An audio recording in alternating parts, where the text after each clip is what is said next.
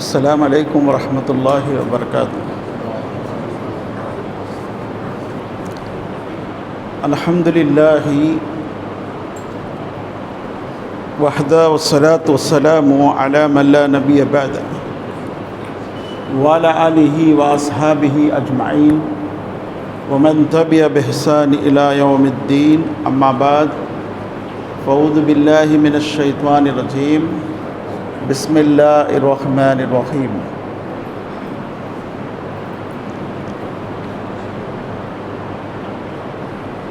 إن هذا القرآن يهدي للتي هي أقوم. وقاله تعالى في موضع آخر: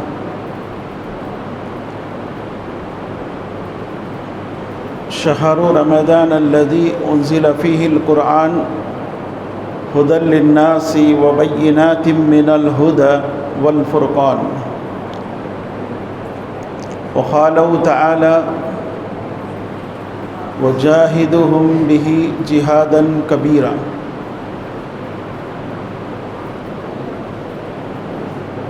ఈరోజు ఇక్కడ జరిగినటువంటి ఈ సమావేశంలో ప్రారంభంలో మౌలానా యాకూబ్ గారు ధార్మిక విద్య యొక్క ఘనత ఏంటి అనే విషయంపై కొన్ని విషయాలు చెప్పారు. తర్వాత మౌలానా రిజ్వాన్ జామీ గారు ఇబాదాత్, దాస్యము, అల్లాహ్ యొక్క దాస్యము అంటే దేనిని అంటారు దాని గురించి చర్చించారు. ఆ తర్వాత మరలా అబ్దుల్లా మదనీ గారు తౌహీద్ అంటే ఏంటి, దానికి వ్యతిరేకమైనటువంటి కార్యకలాపాలు ఏమిటి. అయితే ఇప్పుడు నేను దావత్లో, ధర్మ సందేశ కార్యక్రమంలో ఖురాన్ యొక్క పాత్ర ఏంటి, ఇక్కడ మనము కేవలము వినటం కాకుండా కొన్ని విషయాలని నేర్చుకుంటూ వెళ్తే బాగుంటుంది. అందుకని ఇక్కడ చెప్తున్నటువంటి గురువుల యొక్క క్లాసుని నోట్ చేస్తూ దాంట్లో ఉన్నటువంటి సందేహాలను నివృత్తి చేసుకొని వెళ్తే బాగుంటుంది. కేవలము ఒకవైపు నుండి ఒక బయాన్ రూపంలో మనము వినటం కంటే దాన్ని పాయింట్ వైజు కొన్ని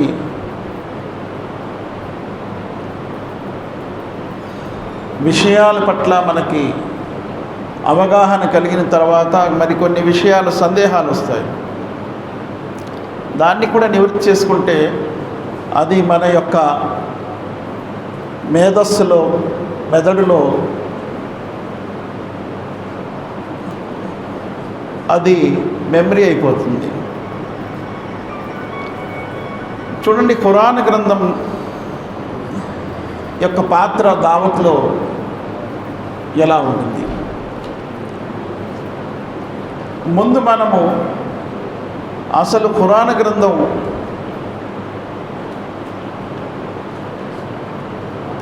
ఇది దావత్కి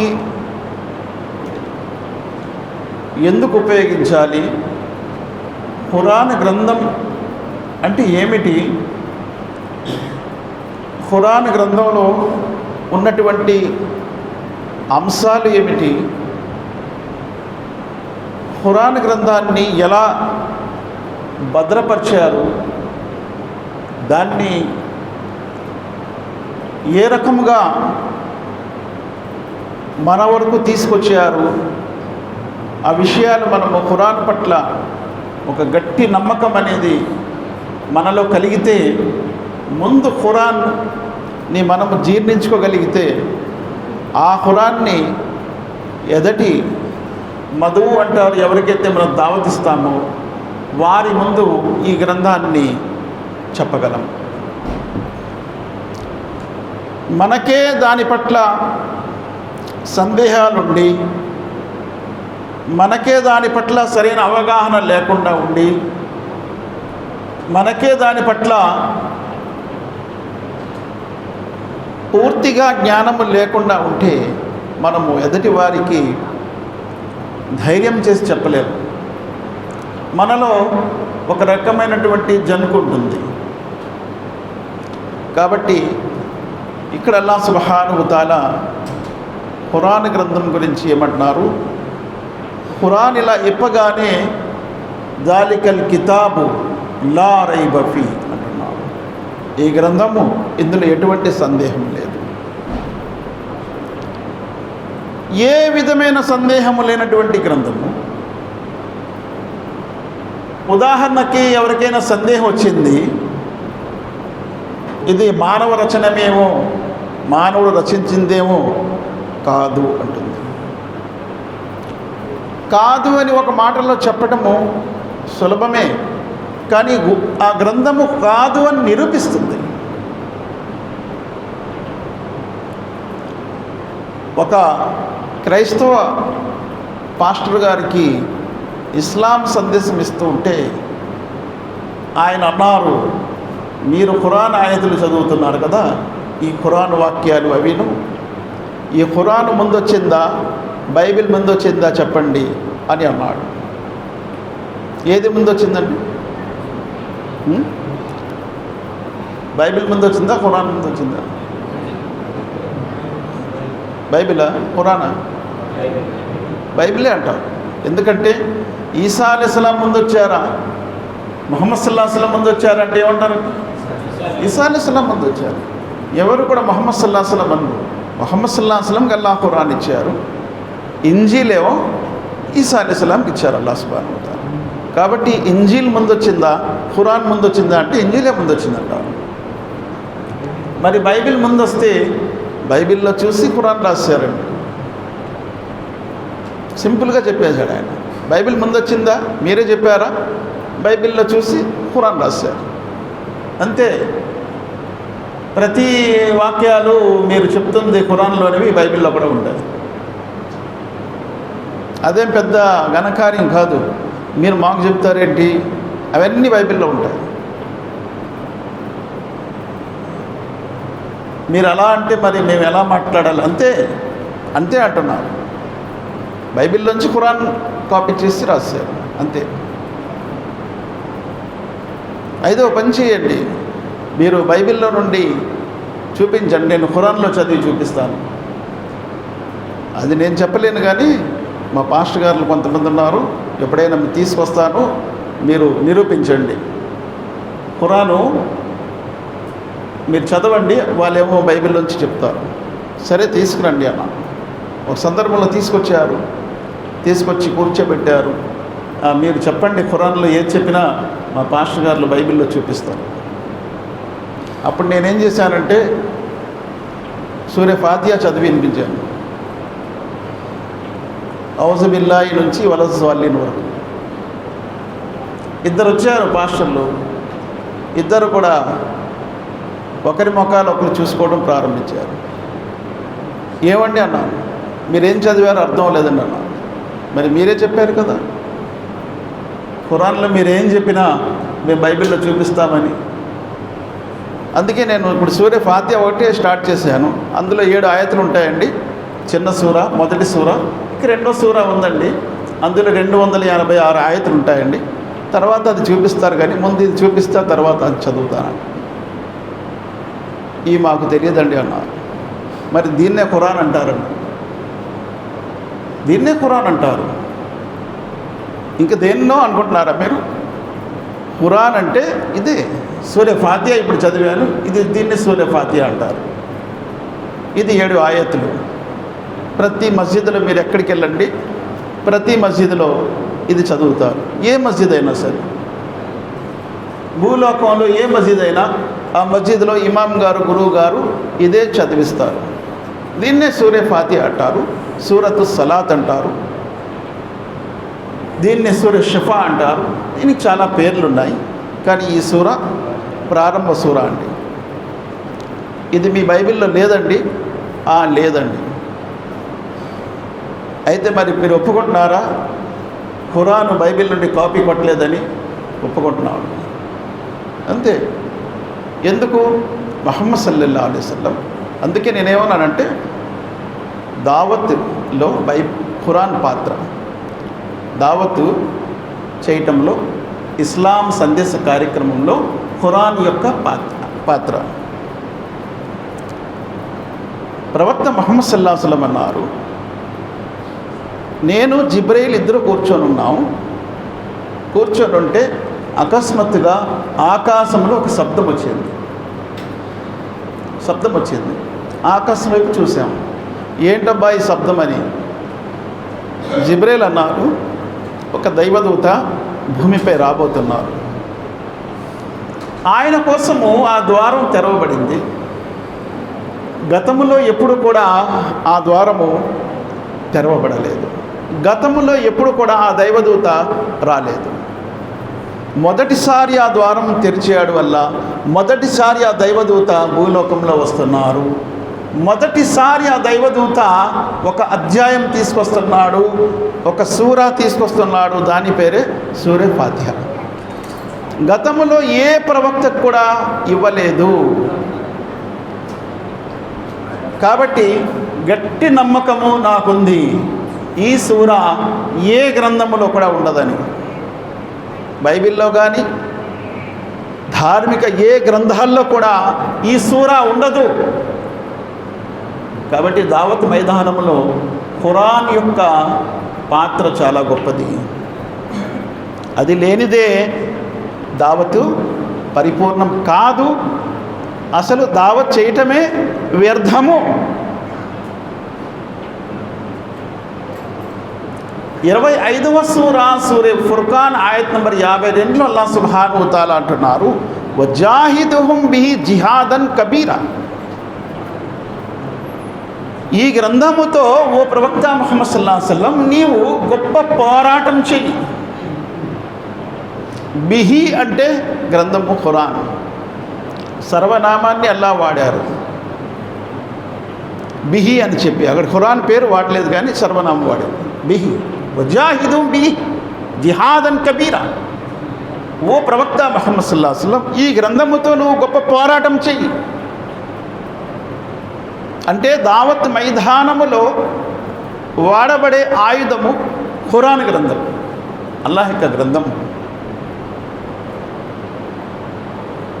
గొప్ప పోరాటము అంటున్నాడు అల్లాహ్ సుబ్హానహు వ తఆలా. కాబట్టి ఈ మైదానంలో, దావత్ మైదానంలో ఖురాన్ యొక్క పాత్ర చాలా గొప్పది. దానిని గురించి మన యొక్క అన్వేషణ ఉండాలి. అల్లాహ్ అందుకే ఏమంటున్నారు, వైన్ కుంతుం ఫీ రైబిన్ మిమ్మా నజ్జల్నా అలా అబ్దినా ఫాతు బిసూరతిన్ మిన్ మిత్లిహి. 2వ సూరా సూరే బకరా ఆయత్ నంబర్ 23. ఇందులో ఏమంటున్నారు అల్లాహ్, ఒకవేళ ఈ గ్రంథములో ఓ ముహమ్మద్ సల్లల్లాహు అలైహి వసల్లం నీపై నేను అవతరింపజేశాను కదా, ఈ గ్రంథంలో ఎవరికైనా సందేహం ఉంటే, మిమ్మా నజ్జల్నా అలా అబ్దీనా, నా దాసునిపై నేను అవతరింపజేసినటువంటి ఈ గ్రంథము ఖురాన్లో ఒకవేళ ఎవరికైనా సందేహం ఉంటే, ఫాతు బిసూరతిన్ మిన్ మిత్లిహి, వారితో అల్లాహ్ చెప్తున్నారు ఒక్క సూర, ఇటువంటి సూర తీసుకురమ్మనండి. ఒక్క సూర, మిన్ మిత్లిహి, ఇటువంటి ఒక్క సూర. వదుఉ షుహదాకుం మిన్ దూనిల్లాహి ఇన్ కుంతుం సాదికీన్. అల్లాహ్ను విడిచిపెట్టేసి అందరూ కలిసిపోండి, ఒక్క సూరా తీసుకురండి. ఇంకా అల్లాహ్ను తీసుకోకండి, అల్లాహ్ను విడిచిపెట్టి. మిన్ దూనిల్లాహి, ఇన్ కుంతుం సాదికీన్, సత్యవంతులైతే మీరందరూ కలిసికట్టుగా, ఖురాన్లో 114 సూరాలు ఉన్నాయి, ఒక్క సూరా తీసుకురండి. అతి చిన్న సూరా ఏదండి ఖురాన్లో? ఖురాన్లో ఒక సూరా, చాలా చిన్న సూరా ఉంది, ఏదండి? సూరే కౌసర్. 3 ఆయతులు 10 పదాలు ఉన్నటువంటి ఒక చిన్న సూరా. అల్లాహ్ సుబ్హానహు వ తఆలా మీరు సూరే బకరా చేసి తీసుకురండి అనలేదు, సూరే ఆల్ ఇమ్రాన్ తయారు చేసి తీసుకురండి అనలేదు, ఒక్క సూరా అన్నారు. చిన్న సూరా తయారు చేసి తీసుకురండి, 10 పదాలు 3 ఆయతులు. మీరు చేయకపోతే ఇంకెప్పుడు చేయలేరు. అంటే ఇప్పుడు చేయకపోతే ఎప్పుడు చేయలేరు. ఫైన్ లం తఫ్అలు వలన్ తఫ్అలు ఫత్తకున్ నారల్లతి వకూదు అన్నాస్ వల్ హిజారా. భయపడండి ఆ అగ్నితో, దాని యొక్క ఇంధనము మానవులు మరియు రాళ్ళు.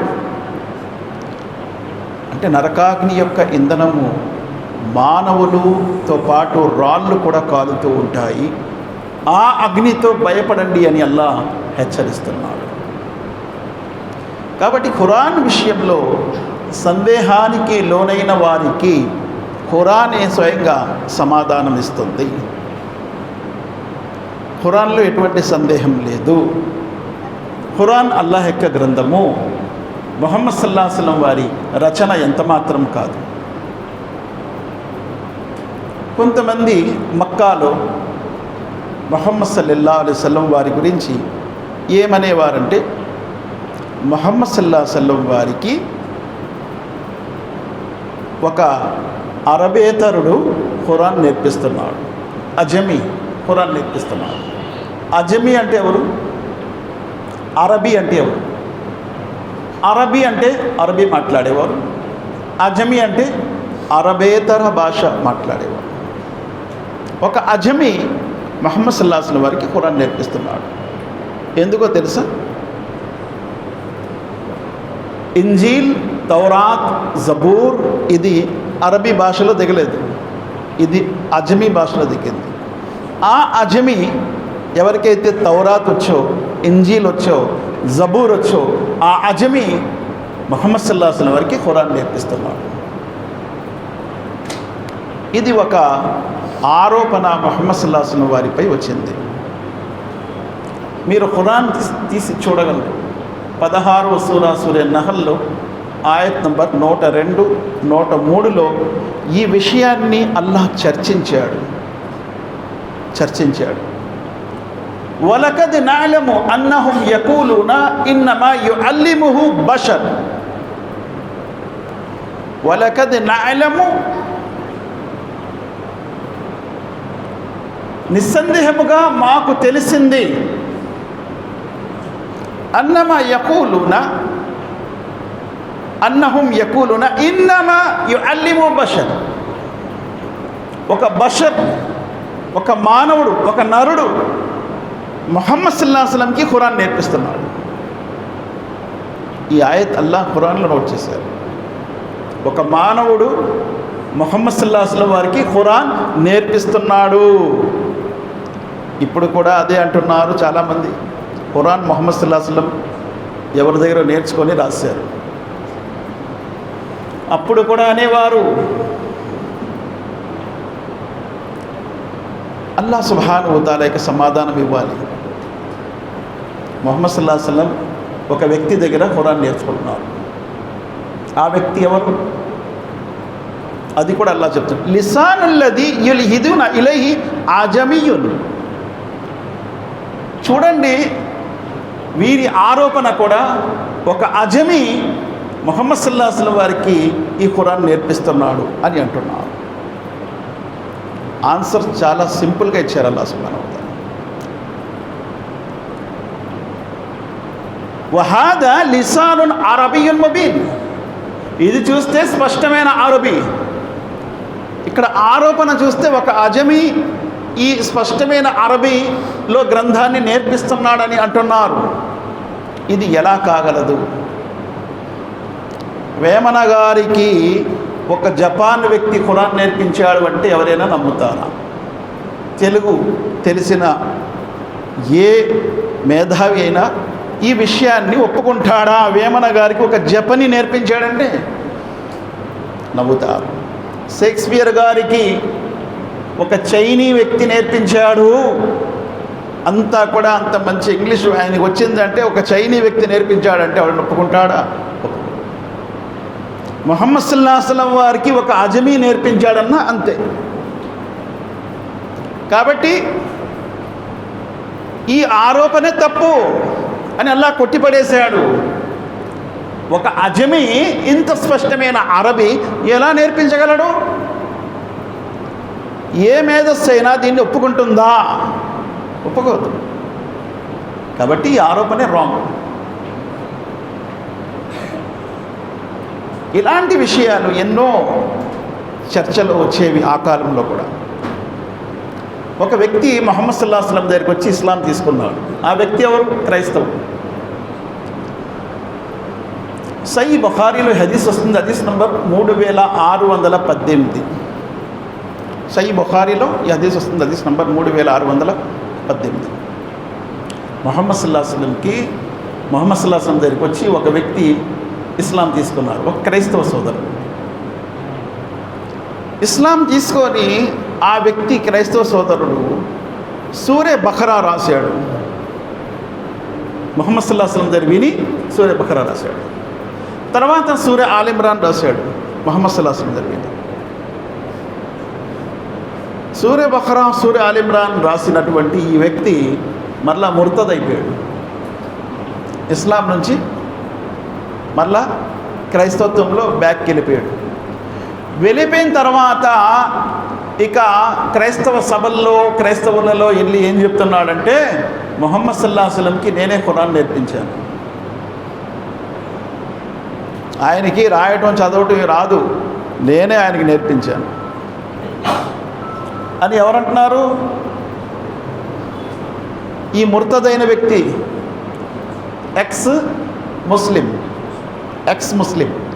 ఇప్పుడు కూడా అది నడుస్తుంది. ఆ ఎక్స్ ముస్లిం అంటున్నాడు ఎవరికి? ముహమ్మద్ సల్లల్లాహు అలైహి వసల్లం గురించి. నేనే ముహమ్మద్ సల్లల్లాహు అలైహి వసల్లంకి ఖురాన్ నేర్పించాను. అనుకోకుండా ఆ వ్యక్తి చనిపోయాడు,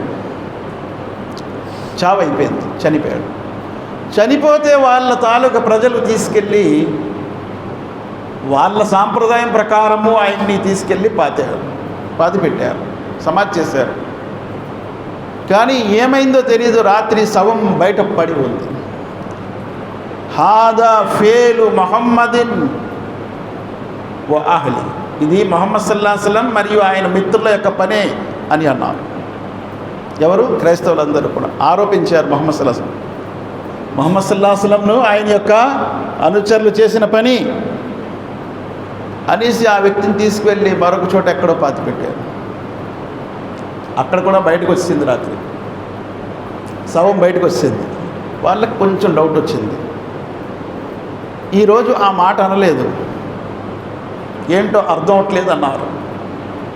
మూడో రోజు తీసుకెళ్ళి మరొక చోట పాతిపెట్టారు. అక్కడ కూడా శవం బయటకు వస్తుంది. అప్పుడు వాళ్ళందరూకి అర్థమైంది, ఈ వ్యక్తి ముహమ్మద్ సల్లల్లాహు అలైహి వసల్లంపై అబద్ధాలు చెప్పటం వల్ల ఇలా జరుగుతుంది అని చెప్పి. ఈ వ్యక్తికి ఇలా జరుగుతుందంటే ఆ మహానుభావుడు, ఆ గొప్ప వ్యక్తిపై ఇటువంటి అబద్ధాలు ఆడినందుకు ఈ వ్యక్తికి ఇలా జరుగుతుంది, ఇంకా వీడిని పాతి పెట్టడం అనవసరం అని చెప్పి తీసుకువెళ్ళి ఇవి జంతువులకి, మృగాలకు పడేసారు తీసుకెళ్ళి శవాన్ని. కాబట్టి ముహమ్మద్ సల్లల్లాహు అలైహి వసల్లం వారు ఎవరి దగ్గరికి కూడా ఖురాన్ నేర్చుకోలేదు. ఆయనకి చదవటము రాయటము రాదు, అంటే అక్షరాలు రావు. ఆయన అక్షరాలు నేర్చుకోలేదు. అందుకే ముహమ్మద్ సల్లల్లాహు అలైహి వసల్లం వారికి అల్లాహ్ సుబ్హానహు వ తఆలా ఖురాన్లో ఉమ్మీ అన్నాడు. ఉమ్మీన రసూలం మిన్హుం యత్లు అలైహిం ఆయాతి. ఉమ్మీల కొరకే, అంటే అక్షర జ్ఞానము నిరక్షరాస్యులైనటువంటి ప్రజల కొరకే ఈ ప్రవక్తని నేను పంపాను. అంటే వారి కొరకు. అప్పుడు అక్కడ నిరక్షరాస్యులు ఎక్కువ ఉండేవారు. వారిని చెప్పడానికి ముహమ్మద్ సల్లల్లాహు అలైహి వసల్లం వారు వచ్చారు. అక్కడ ఇప్పుడు వారి కొరకే అంటే చూసారా, వారి కొరకే వచ్చారు, అందరి కొరకు రాలేదు అంటారు. హువల్లదీ బాస ఫిల్ ఉమ్మీయీన రసూలం మిన్హుమ్, ఉమ్మీలలో ఒక ప్రవక్త వచ్చాడు. ఉమ్మీల కొరకే కాదు కానీ ఉమ్మీలలో, నిరక్షరాస్యులైనటువంటి ప్రజలలో ఒక ప్రవక్తని అల్లాహ్ ఉద్భవింపజేశాడు. ఆయన కూడా నిరక్షరాస్యుడే. అందుకే ఉత్తరాలు రాసేటప్పుడు ముహమ్మద్ సల్లల్లాహు అలైహి వసల్లం వారు దేశ రాజులకు ఉత్తరాలు రాసేటప్పుడు ముహమ్మద్ సల్లల్లాహు అలైహి వసల్లం వారితో అన్నారు, ఓ ప్రవక్త మీరు కింద సంతకం చేయాలి అన్నారు. సంతకం చేయటానికి అక్షరాలు నేర్చుకొని సంతకం చేయాలి. ముహమ్మద్ సల్లల్లాహు అలైహి వసల్లం వారు అప్పుడు కూడా నేర్చుకోలేదు. ప్రవక్త సల్లల్లాహు అలైహి వసల్లం వారి కొరకు ఒక ముద్ర, ముహమ్మద్ రసూలుల్లా అనే పేరు ఉన్నటువంటి ఒక ముద్ర ఉన్నటువంటి ఉంగరం తయారు చేసి ఇచ్చారు. ఆ ముద్ర కొట్టారు కానీ ఆయన అప్పుడు కూడా సంతకము చేయలేదు. అలాంటి రాయటము రానటువంటి ఒక ప్రవక్త ఇంత అద్భుతమైన గ్రంథాన్ని రాశాడు అని అనటము ఇది ఎంత గొప్ప అబద్ధం. ఇంకో విషయాన్ని మనం చూసుకున్నట్లయితే ఖురాన్ గ్రంథము ఒకవేళ ముహమ్మద్ సల్లల్లాహు అలైహి వసల్లం రాసినట్లయితే ఖురాన్లో సూరే లహబ్ ఉంది. ఎన్నో సూర అంటే సూరే లహబ్. తబ్బత్ యదా అబీ లహబిన్ వతబ్ మా అగ్నా అన్హు మాలుహు వమా కసబ్ సయస్లా నారన్ జాత లహబ్ వమ్రాతుహు అమ్మాలతల్ హతబ్ ఫీ జీదియా హబలు మిన్ మసద్. ఎన్నో సూర ఇది ఖురాన్లో?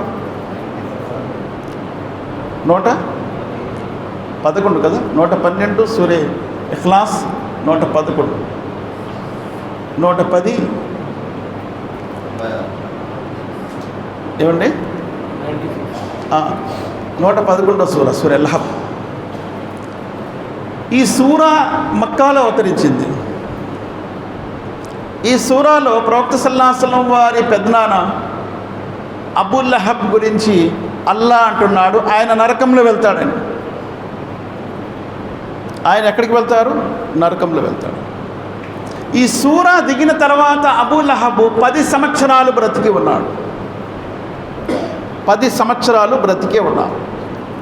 ఈ 10 సంవత్సరాల లోపు అబూ లహబ్ ఒకవేళ వచ్చి నేను కూడా కలిమా చదువుకుంటాను, ముస్లిం అవుతాను, అల్లాహ్ని నమ్ముకుంటాను అని కలిమా చదువుకుంటే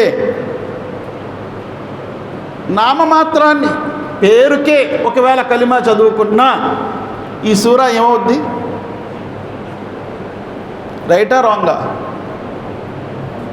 రాంగ్ అయిపోద్ది. ఈ సూర తప్పైపోద్ది. సూరే లహబ్ దిగిన 10 సంవత్సరాల తర్వాత అబూ లహబ్ చనిపోయారు. 10 సంవత్సరాల వయసు వ్యవధిలో అబూ లహబ్ వచ్చి కలిమా చదువుకుంటే ఈ సూర ఏమవుతుంది? తప్పైపోద్ది. ఖురాన్ కూడా తప్పైపోతుంది. కానీ అల్లాహకు తెలుసు అబూ లహబ్ కలిమా చదవడని. కరాఖండిగా అల్లాహ్ ఖురాన్లో అన్నాడు, అబూ లహబ్ నరకానికి వెళ్తాడు. కాబట్టి 10 సంవత్సరాల వయసులో కూడా అబూ లహబ్ కలిమా చదవలేదు.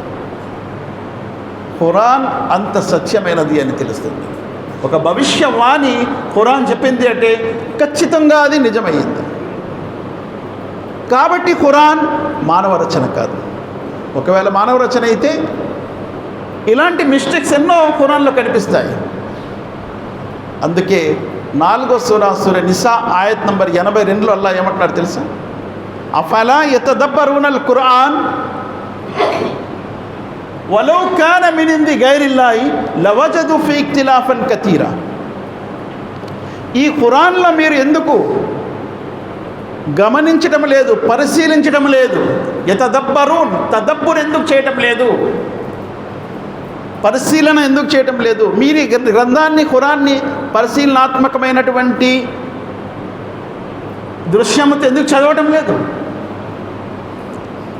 వలౌకాన మినింది గైరిల్లాహి లవజదు ఫీ ఇఖ్తిలాఫన్ కతీరా. ఒకవేళ ఈ గ్రంథము అల్లా వైపు నుండి కాకుండా ఇతరుల వైపు నుండి అయితే ఇందులో చాలా విభేదాలు మీరు చూస్తారు. కానీ ఇలాంటి విభేదాలు ఏమీ కూడా ఖురాన్లో రాలేదు. అబూలహబ్ గురించి ఒక్కసారి అల్లా చెప్పేశాడు అంటే ఇంకా తిరుగులేని విధముగా అబూలహబ్ అదే స్థితిలో చనిపోయాడే కానీ కొంచెం కూడా ఒక్కసారైనా దగ్గరికి వచ్చి ముహమ్మద్ సల్లల్లాహు అలైహి వసల్లం దగ్గరికి వచ్చి లేదా ముస్లిం దగ్గరికి వచ్చి నేను కలిమా చదువుతున్నాననే ప్రసక్తే జరగలేదు. ఏమంటే 30వ సూర రోమ్లో, ఇది కూడా మక్కాలో దిగింది సూర, 30వ సూర. గులిబతి రోమ్ అన్నాడు. రోమన్లు పరాజయం పాలయ్యారు, ఓడిపోయారు. ఫీ అదనల్ ఆర్ది, దగ్గర సమీప భూమిలోనే వారు పరాజయానికి గురయ్యారు. ఎవరు? రోమన్లు. ఆ కాలంలో 2 సామ్రాజ్యాలు పెద్దగా ఉండేవి. ఏ సామ్రాజ్యాలు? ఒకటి పర్షియన్ సామ్రాజ్యం, రెండోది రోమన్ సామ్రాజ్యం. 2 ఉండేవి. పర్షియన్ సామ్రాజ్యంపై రోమన్ సామ్రాజ్యము కొన్ని ప్రాంతాల్లో పరాజయం అయిపోయింది. ఆ పరాజయం అయినందుకు మక్కాలో పండుగ చేసుకున్నారు ముష్రికులు. ఎందుకు? మా పార్టీ గెలిచారు, వీళ్ళ పార్టీ ఓడిపోయారు. వీళ్ళ పార్టీ అంటే ఎవరు? క్రైస్తవులు. ముస్లింల పార్టీ అంటే క్రైస్తవులు. ఆ ముష్రికుల పార్టీ అంటే ఎవరు? పార్సికులు. వారు అగ్నిని పూజించేవారు, వీరు విగ్రహారం చేసేవారు. ఇక్కడ ముస్లింలు అల్లా మరియు గ్రంథాలు, ప్రవక్తలు నమ్ముతున్నారు. క్రైస్తవులు కూడా అలాగే నమ్మకం గురించి చెప్తున్నారు. కాబట్టి వారు ఓడిపోయారు, మేము గెలిచాము అని మక్కా వాళ్ళు పండుగ చేసుకున్నారు. అప్పుడు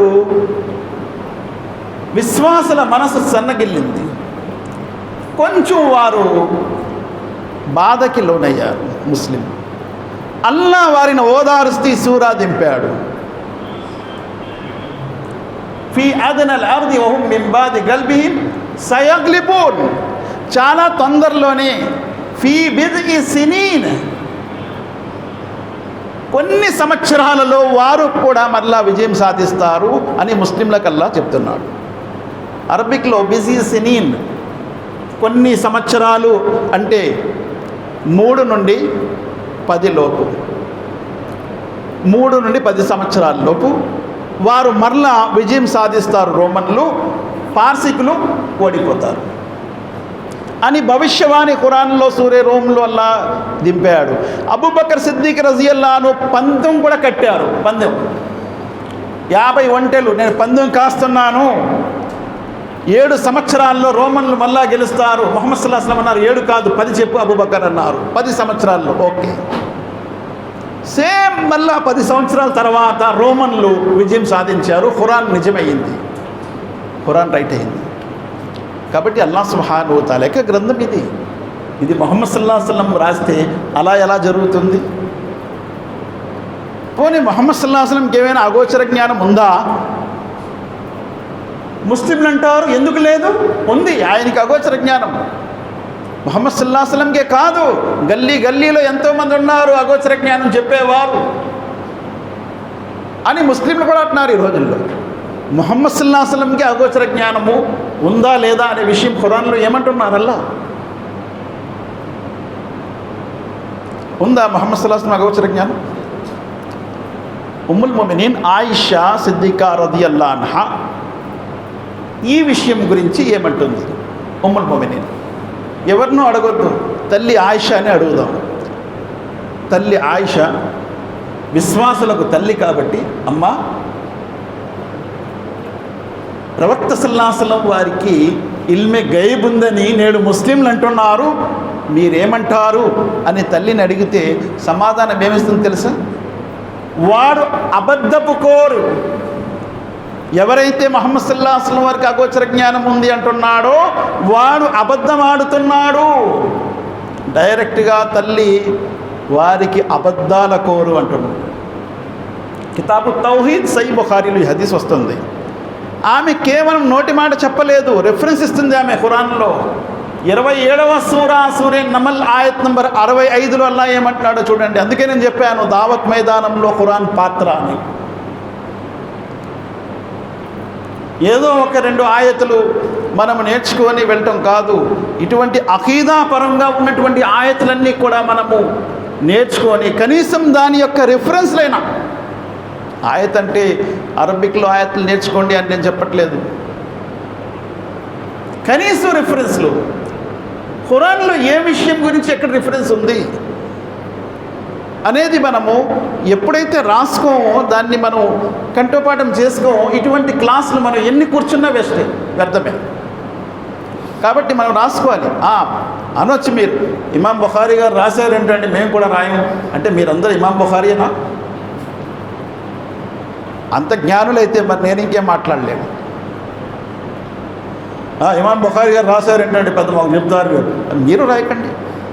అయితే మీకు గుర్తుండాలి, ఆయనకి అడిగితే చెప్పారు. ఆయన ఇమాం బుఖారీ గారిని తర్వాత అడిగారు గురువుగారు, ఖచ్చితంగా చెప్పారు. ఇమాం మాలిక్ రహమతుల్లా అలీ దర్శిస్తున్నారు, ఇమాం షాఫీ వెళ్ళారు. ఫస్ట్ రోజు అదే రోజు ఆయన అక్కడ నేర్చుకుందామని చెప్పి వెళ్ళారు మదీనాకి, మక్కా నుండి. ఆయన దగ్గర పెన్ను పుస్తకం ఏమీ లేదు, ఇలాగా ఏమండి హస్తంపై ఇలాగ చేతి వ్రేళ్ళతో రాసుకుంటూ కూర్చున్నారు. మా మాలిక్ చూస్తున్నారు, ఏంటి రాస్తున్నాడు ఈయన అని చెప్పి. తర్వాత అంతా క్లాస్ అయిపోయింది, అడుగుతున్నారు, రాసినవన్నీ చెప్తున్నారు. ఆయన చేతితో మామూలుగా ఎందుకు రాసుకున్నారంటే గుర్తుండాలని చెప్పి, గుర్తుంటాయని చెప్పి అలా రాసుకుంటూ కూర్చున్నారు ఇమాం మాలిక్, ఇమాం షాఫీ. కాబట్టి నోట్ చేసుకోవాలి మనం, ఇది ఒక క్లాసు. అందుకే మీరు డౌట్స్ ఉన్నా అడగమని చెప్తున్నాను. 1 వే కాదు, 2 వేస్ ఇది, అడగాలి కూడా, తెలుసుకునే ఒక క్లాస్ ఇది. బయాన్లు అయితే 1 వే చెప్తూ ఉంటారు, వింటూ ఉండాలి. కానీ ఇందులో 2 వేస్ ఉంటాయి, మీరు అడగవచ్చు. ఇందులో మనము నేర్చుకోవడానికి కూర్చున్నాం అందరూ, మనము అంటే మీరు నేను అందరూ కూడా కూర్చున్నాం. దావత్లో ఖురాన్ పాత్ర ఏంటి అని చాలామంది ఏమంటారంటే, దావత్ అనగానే మీకు బైబిల్ వచ్చా, దావత్ అంటే మీకు భగవద్గీత వచ్చా. నేనేమంటానంటే ఖురాన్తో చేద్దాం దావత్ అంటున్నాను. ఖురాన్ పాత్ర దావత్లో ఎలా ఉంటుంది? అల్హమ్దులిల్లా, మీరు ఫీల్డ్లో తీసుకెళ్ళండి, వెళ్దాం, ఖురాన్ ద్వారా దావత్ చేసి చూపిస్తాను. దాని ప్రభావం ఎలా ఉంటుందో చూడండి. ఖురాన్ ప్రభావవంతమైన గ్రంథమా, ప్రభావం లేని గ్రంథమా? బా అసర్ బే అసర్, బా అసర్ ఖురాన్ ప్రభావం ఉండే గ్రంథము. అది ప్రభావం, దాని ప్రభావం చూపిస్తుంది ఎదటి వారిపై.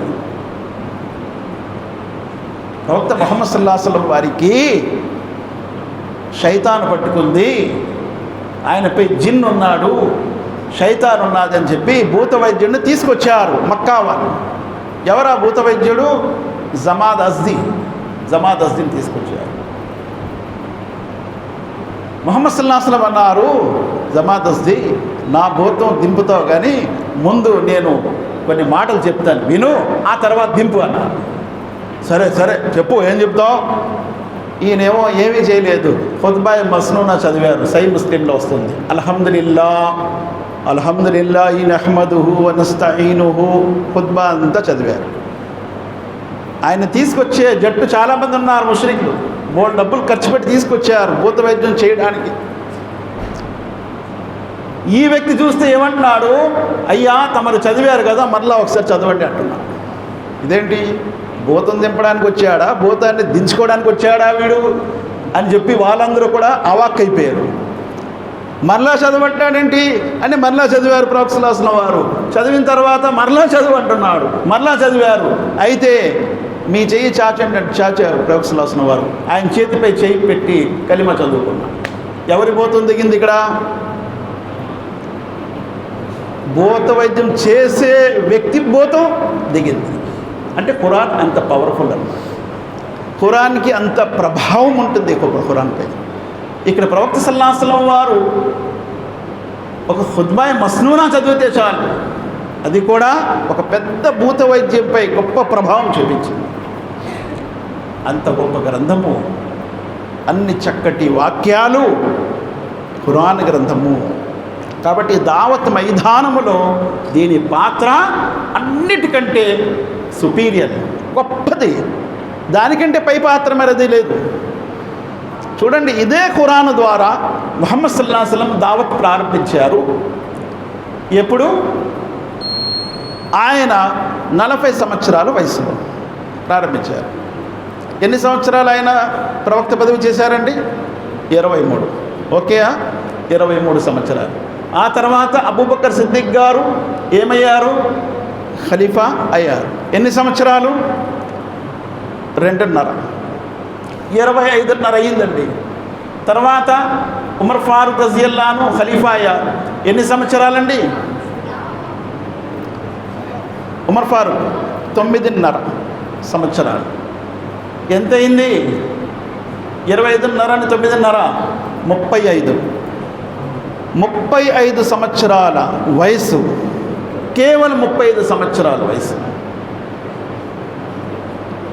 సుమారుగా భూలోకమంతా కూడా ఇస్లాం ప్రబలిసింది. 35 సంవత్సరాలు, కేవలం 35 సంవత్సరాల వ్యవధిలో. దేని ద్వారా చేశారు వారు? బైబిల్ క్లాసులు పెట్టారా? భగవద్గీత క్లాసులు పెట్టారండి. ప్రవక్త సల్లల్లాహు అలైహి వసల్లం వారు దేని ద్వారా చేశారు? ఖురాన్ ద్వారా. 35 సంవత్సరాలు. కాబట్టి అంత గొప్ప బలము ఉన్నటువంటి గ్రంథము అల్లాహ్ యొక్క గ్రంథము ఖురాన్. ఖురాన్ యొక్క పాత్ర అంత గొప్పది. దావత్లో మనము అర్థం చేసుకొని, ఖురాన్ని అవగాహన చేసుకొని ఒక్కొక్క ఆయత్ చెప్తూ ఉంటే చాలా గొప్ప విశేషం. అందుకే ప్రవక్త సల్లల్లాహు అలైహి వసల్లం ఏమన్నారు? ఫల్ యుబల్లిగు షాహిదుల్ గాయిబ బల్లిగు అన్ని వలో ఆయ. నా దగ్గర నుండి మీరు ఒక్క ఆయత్ నేర్చుకున్నా మీరు అందించండి. చూడండి, ఈ ఖురాన్ గ్రంథము మనలో కూడా సంస్కరించే గొప్ప ఆయుధము, ఇతరులలో కూడా సంస్కరించే గొప్ప ఆయుధం ఖురాన్. ముహమ్మద్ సల్లల్లాహు అలైహి వసల్లం వారు మరణించారు, చనిపోయారు. ఈరోజు చనిపోయారంటే ఒప్పుకోరు, ముస్లింలే ఒప్పుకోరు కదా. తోబా తోబా తోబా తోబా, క్యా బేఅదబీ కర్తే తువే, తోబా కర్లో. చనిపోయారంటే తప్పు. మరి ఏం చెప్పాలండి? పర్దా కరగే అనాలి. ఆయన తెరచాటుని వెళ్ళిపోయారు. మళ్ళా వీళ్ళు నిలబడి యా నబీ సలాం అని పాట పాడగానే వచ్చేస్తారు. ఆయన వస్తారు, బాగానే ఉంది, నమాజ్ ఈయన చదివిస్తాడు. ఆయన ఎందుకు చదివించలేదు? మరి వచ్చారు కదా. ఏమండి, ఆయన కంటే మీరు గొప్ప? అప్పుడు ఏం చేయాలి? ఆయన ఇమాం గారు ఆయన నిలబెట్టి అందరూ మనం వెనక నిలబడాలి. పడాయి యా రసూలుల్లాహ్ పిచ్చే పడితే అక్కడికి చేయాలి. అలాగే అడిగానండి, ఒక దగ్గర దర్గా ఉంది. ఆ దర్గాలో ఔలియా అల్లా అని మీరు చనిపోయారంటారా, బ్రతికే ఉంటారు? ఎక్కడ కాదు, ఏలూరులో బాజీ దర్గా కింద ఉంటుంది. అక్కడికి వెళ్ళాం ఒకసారి. ఇలాగే ఇమాములతో మాట్లాడుతూ డిబేట్ చేస్తూ ఉంటే, తోబా తోబా తోబా, అల్లా ఔలియా అల్లా మరిగి అంటారా మీరు? నేనన్నాను, సరే ఒక పని చేద్దాం, మీరు మేము ఎందుకు పోట్లాడుకోవడం, ఆయన్ని కూడా పిలిచి కూర్చోబెట్టి డిబేట్ క్లియర్ చేసేద్దాం. ఆయన ఏమంటే అదే విందాం. అందరూ చూస్తున్నారు. ఆయన అంటారంటే ఆయన వస్తారా? మరి బతికే ఉన్నారు కదయా, మీరు మీద ఎందుకు వాదించుకోవడం? ఆయన బతికుంటే వాళ్ళే రావాలి. తర్వాత నమాజ్ టైం అయింది, బతికే ఉన్నారు కదా, ఆయన కూడా వస్తారు, నమాజ్ చదివిస్తారు. మేమెందుకు చదివించుకోవడం? కాబట్టి సెన్స్ ఉండి మాట్లాడాలి. ముహమ్మద్ సల్లల్లాహు అలైహి వసల్లం వారికి ఇల్మే గైబ్ లేదని అల్లాహ్ సుబ్హానహు వ తఆలా ఉమ్ముల్ ముమినీన్ ఆయిషా సిద్దికా రదియల్లాహు అన్హా ద్వారా రిఫరెన్స్ ఇప్పిస్తున్నారు. కుల్ లా యఅలము మన్ ఫిస్ సమావాతి వల్ అర్ది, కుల్ లా యఅలము మన్ ఫిస్ సమావాతి వల్ అర్దిల్ గైబ ఇల్లల్లాహ్ వమా యష్ఉరూన అయ్యాన యుబ్అసూన్. 27వ సూరా నమల్ ఆయత్ నెంబర్ 65 రిఫరెన్స్ ఇస్తున్నారు ఉమ్ముల్ ముమినీన్ ఆయిషా. భూమి ఆకాశాలలో అగోచర జ్ఞానం అల్లాహకు తప్ప ఇంకెవరికి లేదు.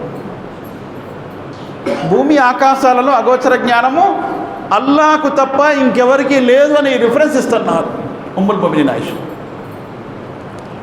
ఏమంటే ఆరాఫ్లో ఒక సూరా ఉంది. ఓ ముహమ్మద్ సల్లల్లాహు అలైహి వసల్లం మీరు చెప్పండి, 7వ సూరాలో 188 ఆయతు.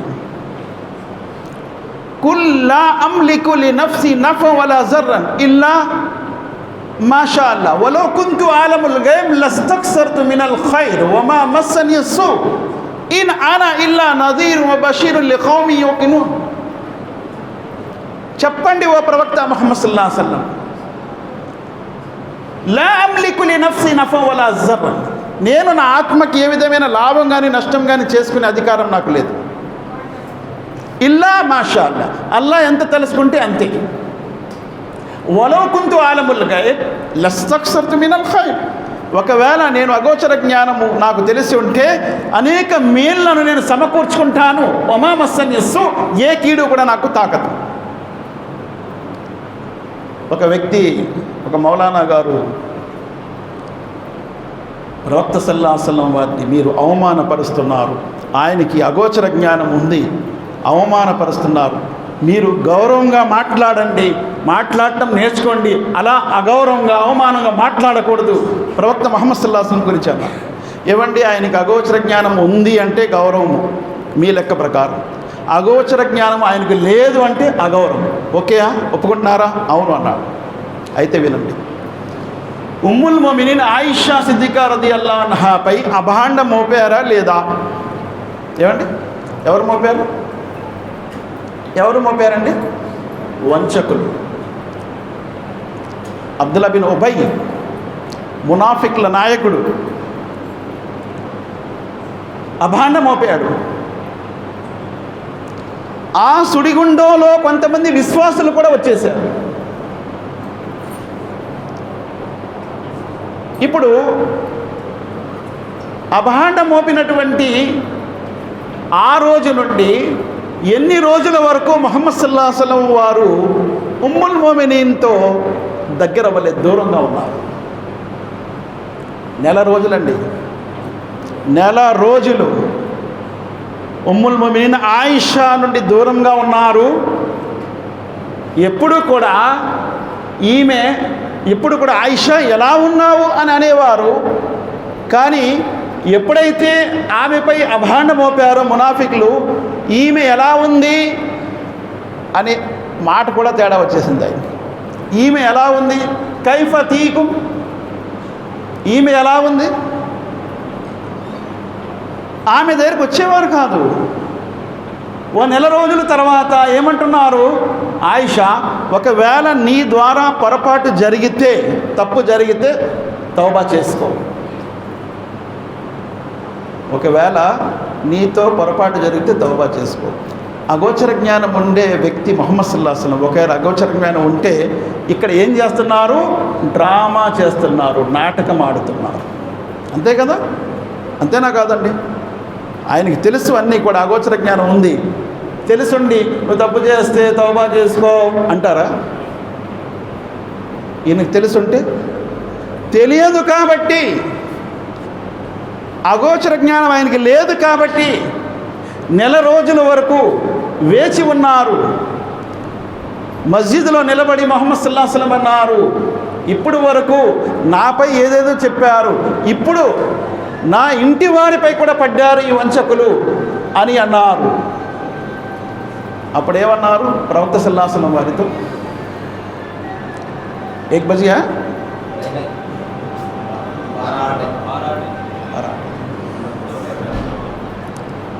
ప్రవక్త ముహమ్మద్ సల్లల్లాహు అలైహి వసల్లం వారు అన్నారు మస్జిద్లో నిలబడి, ఇప్పుడు వరకు జనాలు, ఈ మునాఫిక్లు కొంతమంది నా మీద చెప్పేవారు, ఇప్పుడు నా భార్య మీద చెప్తున్నారు. అప్పుడు ప్రవక్త సల్లల్లాహు అలైహి వసల్లం వారి సమక్షంలో నిలబడి సాద్ బిన్ మాస్ రజియల్లాహు అంటున్నారు, ఓ ప్రవక్త, ఆ వ్యక్తి ఎవరో చెప్పండి, వాడి మెడ మేము తీసేస్తాం, ఏ వంశానికి చెందిన వాడైనా. అంటే వీళ్ళెవరు? Saad bin Muaz. ఏమండి, మదీనాలో 3 యూద తెగలు ఉండేవి. పేర్లు చెప్పగలరు ఎవరైనా? మదీనాలో 3 యూద తెగలు ఉండేవి. 3 తెగలు.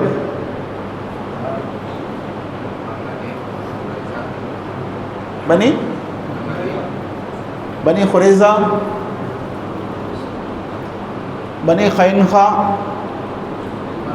బనీ నజీర్, 3 తెగలు ఉండేవి. అలాగే అన్సార్లో 2 తెగలు ఉండేవి. ఆ 2 తెగల పేరేంటి?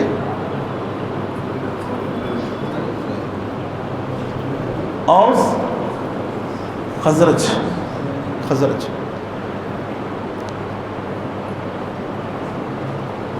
ఔస్ తెగ సర్దార్ ఎవరు? ఖజ్రజ్ తెగ సర్దార్ ఎవరు? నాయకుడు. ఔస్ నాయకుడు సాద్ బిన్ మాజ్. ఖజ్రజ్ తెగ నాయకుడు సాద్ బిన్ ఇబాదా. ఈ మస్జిద్లో ఔస్ తెగ నాయకుడు నిలబడ్డాడు. నిలబడి అన్నాడు, ఓ ప్రవక్త, ఒకవేళ ఖజ్రజ్ తెగ వ్యక్తి అయినా మేము వాడిని ఈ పనిష్మెంట్ ఇస్తాం. ఖజ్రజ్ తెగ వారు లేఖిశారు, నిలబడ్డారు. నిలబడి అన్నారు, అల్లా సాక్షిగా మా తెగవాడిని నువ్వేం చేయలేవు. అసలు సమస్య విడిచిపెట్టేసి వీళ్ళిద్దరి మధ్య గొడవ స్టార్ట్ అయిపోయింది మస్జిద్లో. ఆ తెగ గురించి ఈయన చెప్పాడని ఆ నాయకుడు లెగిసి నువ్వేం చేయలేవు. అటుపక్క ఉసైద్ బిన్ ఉజైర్ లెగిశారు, ఔస్ తెగకు చెందినవారు. అల్లా సాక్షిగా మేము చేస్తాం. ఇంకా వీళ్ళు గొడవ చేసుకుంటే ఈ సమస్య ఎలా తీరుతుంది? ఇదిగో ఇది నా సమస్య, మీరందరూ కూర్చోండి, నేను చూసుకుంటానులేండి నా సమస్య అని ఆయన వెళ్ళిపోయారు. అగోచర జ్ఞానం ఉంటే ఇవన్నీ అవుతాయా? ముందే చెప్పేస్తారు ప్రవక్త సల్లల్లాహు అలైహి వసల్లం వారు, అసలు ఇది ఇలా జరిగింది అని చెప్పి క్లియర్గా. ఆయనకు అగోచర జ్ఞానము లేదు. ఉంది అంటము ఆయనకు అవమానపరచడము. ఆయన అక్కడ డ్రామా ఆడుతున్నారు, నాటకం ఆడుతున్నారు. 1 నెల అగోచర జ్ఞానం ఉండి కూడా అని అనటం అవుద్ది. కాబట్టి అది పొరపాటు. ప్రవక్త సల్లల్లాహు అలైహి వసల్లం వారికి అగోచర జ్ఞానము లేదు. అలాగే మహాప్రవక్త ముహమ్మద్ సల్లల్లాహు అలైహి వసల్లం వారి మరణము జరిగింది, చనిపోయారు. అబూబకర్ సిద్దిక్ రజియల్లాహు అన్హు వారి కూతురు ఉమ్ముల్ ముమినీన్ ఆయిషా ఇంటిలో ఆయన హుజరాలో చనిపోయారు. చనిపోతే ఒక గొప్ప వ్యక్తి ఎవరో అయినా ఉమర్ ఫారూక్ రజియల్లాహు అన్హు ఖడ్గం తీసి ఎవరైనా ముహమ్మద్ సల్లల్లాహు అలైహి వసల్లం చనిపోయారు అంటే ఆ వ్యక్తి మెడ తీసేస్తాను అని ఖడ్గం పట్టుకొని తిరుగుతున్నాను. ఎవరు? ఉమర్ ఫారూక్. సహీ బుఖారీలో ఈ హదీస్ వస్తుంది. హదీస్ నంబర్ 1241, 1242 ఈ హదీస్లో వస్తుంది. ముహమ్మద్ సల్లల్లాహు అలైహి వసల్లం చనిపోయారు అనే ఈ మాట ఎవరైనా అంటే ఆ వ్యక్తికి నేను మరణశిక్ష ఇస్తానని ఎవరంటున్నారు? ఉమర్ ఫారూక్ అంటున్నారు. ఉమర్కి టైటిల్ ఏంటి? ఫారూక్ ఆజం, సత్య అసత్యాల మధ్య వేరుపరిచేవాడు. అంత గొప్ప వ్యక్తి కూడా ఏమంటున్నారు? ముహమ్మద్ సల్లల్లాహు అలైహి వసల్లం చనిపోయారు అని అనకండి. మరేమనాలి? ఆయన అల్లాహ్ దగ్గరికి వెళ్ళారు, మళ్ళా వస్తారు. మూసా అలైహిస్సలాం కూడా అల్లాహ్ దగ్గరికి వెళ్తే మాట్లాడటానికి చనిపోయారు మూసా అలైహిస్సలాం అని బనీ ఇస్రాయీల్ అన్నారు ఆ కాలంలో. కానీ నెల రోజుల తర్వాత వస్తానన్న మూసా ఎప్పుడొచ్చారు? ఎప్పుడొచ్చారండి? 2 నెలల 40 రోజులు. నెల రోజుల తర్వాత వస్తానన్న మూసా అలైహిస్సలాం 40 రోజుల తర్వాత వచ్చారు. 10 రోజులు అల్లాహ్ పెంచాడు కింద పరీక్షించడానికి వాళ్ళని.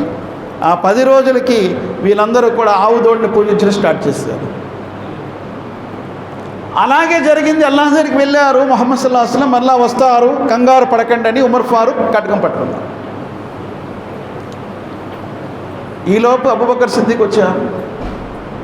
అబూబకర్ సిద్దిక్ అన్నారు, కూర్చోండి అయ్యా అన్నారు. ఆయన మాట ఎవరు వినలేదు. లోనకి వెళ్ళారు. హుజరాలో ముహమ్మద్ సల్లల్లాహు అలైహి వసల్లంని చూశారు. ఆయన దేహంపై దుప్పటి కప్పబడి ఉంది. ఆ దుప్పటిని తలపై నుంచి ఎత్తారు, నుదుటిపై ముద్దు పెట్టారు, కన్నీరు కార్చారు. ఆ తర్వాత అన్నారు, లా తకూన మౌతతైన్, 2 సార్లు మరణము రాదు ముహమ్మద్ సల్లల్లాహు అలైహి వసల్లంకి. ఆయనపై అల్లా ఏ మరణమైతే రాశాడో ఆ మరణం వచ్చేసింది ఆయనకు.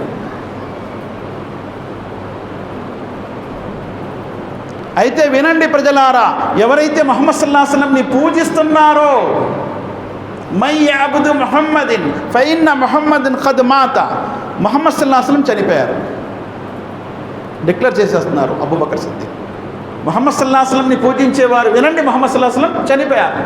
వమై యఅబుదుల్లా, ఎవరైతే అల్లాహను ఆరాధిస్తున్నారో వారు కూడా వినండి, ఫఇన్నల్లాహ హయ్య్ లా యమూత్, అల్లాహ్ సజీవుడు, ఆయనకి మరణం లేదు. అల్లాహు అక్బర్. అబూబకర్ సిద్దిక్ రజియల్లాహు అన్హు వారు ఈ ఉమ్మత్ యొక్క పెద్ద జ్ఞాని, ఉమ్మత్ యొక్క పెద్ద జ్ఞాని. ఆయన కంటే పెద్ద జ్ఞాని ఎవరు లేరు. ముహమ్మద్ సల్లల్లాహు అలైహి వసల్లం వారి తర్వాత పెద్ద జ్ఞాని ఎవరైనా ఉన్నారంటే అబూబకర్. ఆయన ఏమంటున్నారు, ఖద్ మాత, ముహమ్మద్ సల్లల్లాహు అలైహి వసల్లం చనిపోయారు. ఇప్పుడు వీళ్ళందరూ ఏమంటారు, ఆలింలు చాలామంది ఉన్నారు కదా, ఆయన చనిపోయారు అనకండి, పరదాకరే తెరచాటుని వెళ్ళారు అనాలి, చనిపోయారు అనకూడదు. అబూబకర్ సిద్దిక్ని ఏమంటారు వీళ్ళు? చూసుకోండి, బుఖారీ, సహీ బుఖారీ హదీస్ నెంబర్ 1241, 1242. అంతేకాదు ఇంకొక స్టెప్ ముందుకు వెళ్ళారు అబూబకర్ సిద్దిక్ రజియల్లాహు అన్హు. మస్జిద్లో వెళ్ళారు, అందరినీ కూర్చోండి అన్నారు, ఎజ్లిస్ అన్నారు, కూర్చోండి అన్నారు. ఈయన మాట ఎవరు వినట్లేదు. ఉమర్ ఫారూక్ పట్టుకొని తిరుగుతున్నాడు. అబూబకర్ సిద్దిక్ మెంబర్ ఎక్కి ఖుత్బా స్టార్ట్ చేశారు. ఆయన ఖుత్బా చెప్తుంటే ఒకరు వచ్చి కూర్చోవడం స్టార్ట్ చేశారు. అప్పుడు అబూబకర్ సిద్దిక్ ఖురాన్ యొక్క ఒక ఆయత్ చదివారు. వమా ముహమ్మదున్ ఇల్లా రసూల్, 3వ సూర ఆల్ ఇమ్రాన్ ఆయత్ నంబర్ 144. వమా ముహమ్మదున్ ఇల్లా రసూల్, ముహమ్మద్ సల్లల్లాహు అలైహి వసల్లం మరి ఇంకేమీ కాదు, ఒక రసూల్ తప్ప. ఖద్ ఖలత్ మిన్ ఖబ్లి రుసుల్, ఆయనకి పూర్వం ప్రవక్తలు ఎలాగైతే వెళ్ళిపోయారు ఈ లోకం నుంచి, ఈయన కూడా వెళ్ళిపోయారు. అఫై మాత ఔ ఖుతిలన్ ఖలబ్తుమ్ అలా అఖాబికుమ్, ఒకవేళ ఈయన చనిపోయినా చంపబడినా మీరు ఇస్లాం నుండి వైదొలుగుతారా? ఈయన చనిపోయినా చంపబడినా మీరు ఇస్లాం నుండి వైదొలుగుతారా? వమయ్యన్ ఖలిబు అలా ఆకిబై ఫలన్ యదురుల్లాహ్ షైఆ, ఎవరైతే ఇస్లాం నుండి వెనక్కి వెళ్ళిపోతారో అల్లాహకేమీ నష్టం లేదు. ఫలన్ యదురుల్లాహ్ షైఆ వసయజిల్లాహు షాకిరీన్, కృతజ్ఞత వహించే వారికి అల్లాహ్ గొప్ప ప్రతిఫలం ఇస్తారు. వీరు కృతజ్ఞులు ఎవరైతే ముహమ్మద్ సల్లల్లాహు అలైహి వసల్లం చనిపోయారని చెప్పి వెనక్కి వెళ్ళిపోతున్నారు. ఈ ఆయత్ ఎప్పుడు దిగింది? దీని షాని నుజూల్ ఏంటి? ఈ ఆయతు ముహమ్మద్ సల్లల్లాహు అలైహి వసల్లం వారి మరణానికి 7 సంవత్సరాల ముందు దిగింది. ఏ యుద్ధంలోనండి? ఏ యుద్ధము? జంగే ఒహద్. జంగే ఒహద్లో ముహమ్మద్ సల్లల్లాహు అలైహి వసల్లం వారికి తీవ్రమైన గాయాలు తగిలినటువంటి యుద్ధము. ఆ యుద్ధంలో ముసైబ్ బిన్ ఉమైర్ రదియల్లాహు అన్హు షహీద్ అయిపోయారు. ఆయన్ని చూసి ముహమ్మద్ సల్లల్లాహు అలైహి వసల్లం షహీద్ అయిపోయారు అనుకున్నాం. ఎందుకంటే ఆయన అచ్చు ముహమ్మద్ సల్లల్లాహు అలైహి వసల్లం మాదిరిగా ఉండేవారు. అది అప్పుడు దిగిన ఆయతు ఎప్పుడు వాడారు? ప్రవక్త సల్లల్లాహు అలైహి వసల్లం మరణం తర్వాత వాడారు. అందుకే దావత్లో ఖురాన్ పాత్ర ఏంటి అనే విషయము ఇక్కడ మనకు స్పష్టమవుతుంది. ఎవరు వాడారు? అబూబకర్ సిద్దిక్. ఈ ఖురాన్ ఆయతు వాడిన తర్వాత మరొక ఆయత్ అక్కడ వాడారు. ఈ ఆయత్ ఏంటి? సూర జుమర్ది, సూర నంబర్ 39, ఆయత్ నంబర్ 30. ఇన్నక మయ్యితున్ వ ఇన్నహుం మయ్యితూన్, ఓ ముహమ్మద్ సల్లల్లాహు అలైహి వసల్లం మీరు కూడా చనిపోతారు, మీకు వ్యతిరేకంగా ఉన్న వీరు కూడా చనిపోతారు. వీళ్ళకు కూడా మరణం ఉంది, మీకు కూడా మరణం ఉంది. ఓ ప్రవక్త, ఖురాన్లో ఉందా లేదా? ఉంది. ఇది కూడా చదివారు అబూబకర్ సిద్దిక్ రలియల్లాహు అన్హు. కాబట్టి స్పష్టమవుతుంది ఏంటంటే దావత్ మైదానంలో ఖురాన్ ఆయతులు, ఖురాన్ గ్రంథం వాడటం చాలా ఉత్తమం. చూడండి, ఉమ్ముల్ ముమినీన్ ఆయిషా సిద్దికా రలియల్లాహు అన్హా దగ్గర ముహమ్మద్ సల్లల్లాహు అలైహి వసల్లం కూర్చొని, ఆయిషా నీ వల్ల పొరపాటు జరిగితే తౌబా చేసుకో అన్నారు. ఒకవేళ నీ వల్ల పొరపాటు జరగకపోతే అల్లా ఏదో మార్గం తెరుస్తాడు అని అన్నప్పుడు ఉమ్ముల్ ముమినీన్ ఆయిషా ఏమన్నారు తెలుసా? పక్కనే వాళ్ళ అమ్మగారు నిలబడి ఉన్నారు. అమ్మ, నాన్న, ఇది బెడ్, మంచం, దాని మీద ఉమ్ముల్ ముమినీన్ పడుకొని ఉన్నారు. ఇటుపక్క తల్లి ఉంది, ఇటుపక్క తండ్రి అబూబకర్ ఉన్నారు. అక్కడ ప్రవక్త సల్లల్లాహు అలైహి వసల్లం కూర్చొని ఉన్నారు. అమ్మా, నువ్వు చెప్పు, నా తరపు నుండి సమాధానం ప్రవక్తకి అని అమ్మకు చెప్తుంది. ఉమ్ముల్ ముమినీన్ ఆయిషా తల్లికి చెప్తుంది, అమ్మ నువ్వు చెప్పు సమాధానం, ఆయన అడుగుతున్నారు కదా, నాకు నువ్వు సమాధానం చెప్పు. నాకేం చెప్పాలో నాకు తెలియదు, ప్రవక్తకి నేనేం చెప్పాలో నాకు తెలియదు అంటుంది ఆమె. నాన్న మీరేనా చెప్పండి. అమ్మ చెప్పలేకపోతుంది, నాన్న మీరేనా చెప్పండి నాన్న అంటే నా తరపున ఎవరు మాట్లాడరా అని ఆమె లోన బాధపడిపోతుంది. నాన్న మీరేం చెప్పండి, నాకు కూడా తెలియదు ఏం చెప్పాలో ముహమ్మద్ సల్లల్లాహు అలైహి వసల్లం గారికి అని అబూబకర్ కూడా అంటున్నారు. అప్పుడు ఈమె ధైర్యం చేసి ఏం చెప్తుంది తెలుసా? ఫసబరున్ జమీల్ వల్లాహుల్ ముస్తఆన్ అలా మా తసిఫూన్. ఖురాన్ ఆయత్ చదువుతుంది. ఉమ్ముల్ ముమినీన్ ఈ హదీస్లో అంటుంది, ఉమ్ముల్ ముమినీన్ ఆయిషా, నాకు పెద్దగా ఖురాన్ రాదు, చాలా కొంచెం మాత్రమే ఖురాన్ నేర్చుకున్నాను, కాబట్టి నేను ఏం చెప్పాలా సమాధానమని ఆలోచించుకుంటున్నాను. ఈలోపు నాకు సూర యూసుఫ్లో ఆయత్ గుర్తొచ్చింది. అప్పుడు ఆ టెన్షన్లో యూసుఫ్ అలైహిస్సలాం వారి తండ్రి, ఏం పేరండి యూసుఫ్ అలైహిస్సలాం తండ్రి? యాకూబ్. మీకందరు గుర్తుంది, పాపం ఆమె గుర్తు రాలేదు. గుర్తురాక యాకూబ్ గుర్తురాక టెన్షన్లో యూసుఫ్ వాళ్ళ తండ్రి ఏమన్నాడో నేను కూడా అదే చెప్తాను అని చెప్పి ఈ ఆయత్ చదివింది ఆమె. ఈ ఆయత్ చదివింది, ఫసబరున్ జమీల్ వల్లాహుల్ ముస్తఆన్ అలా మా తసిఫూన్ అని అలా చదివి అటుపక్క తిరిగి పడుకుండిపోయింది. ప్రవక్త వారు ఇటున్నారు, అటు తిరిగి పడుకుంటారు. కాసేపట్లోనే ప్రవక్త సల్లల్లాహు అలైహి వసల్లం వారికి చెమటలు పడుతున్నాయి. ఎముకలు కొరికే చలి, అంత చలిలో కూడా ఆయనకి చెమటలు పడుతున్నాయి. ఆయన నుదుటిపై నుంచి చెమటలు ముత్యాలులాగా రాలుతున్నాయి. చూడండి, ప్రవక్తపై అంత కోపంగా ఉన్నప్పటికీ ఆమె హదీస్ చెప్తున్నప్పుడు ఏం చెప్తుంది? ఆయన నుదుటిపై నుంచి చెమటలు ముత్యాల మాదిరిగా రాలుతున్నాయి.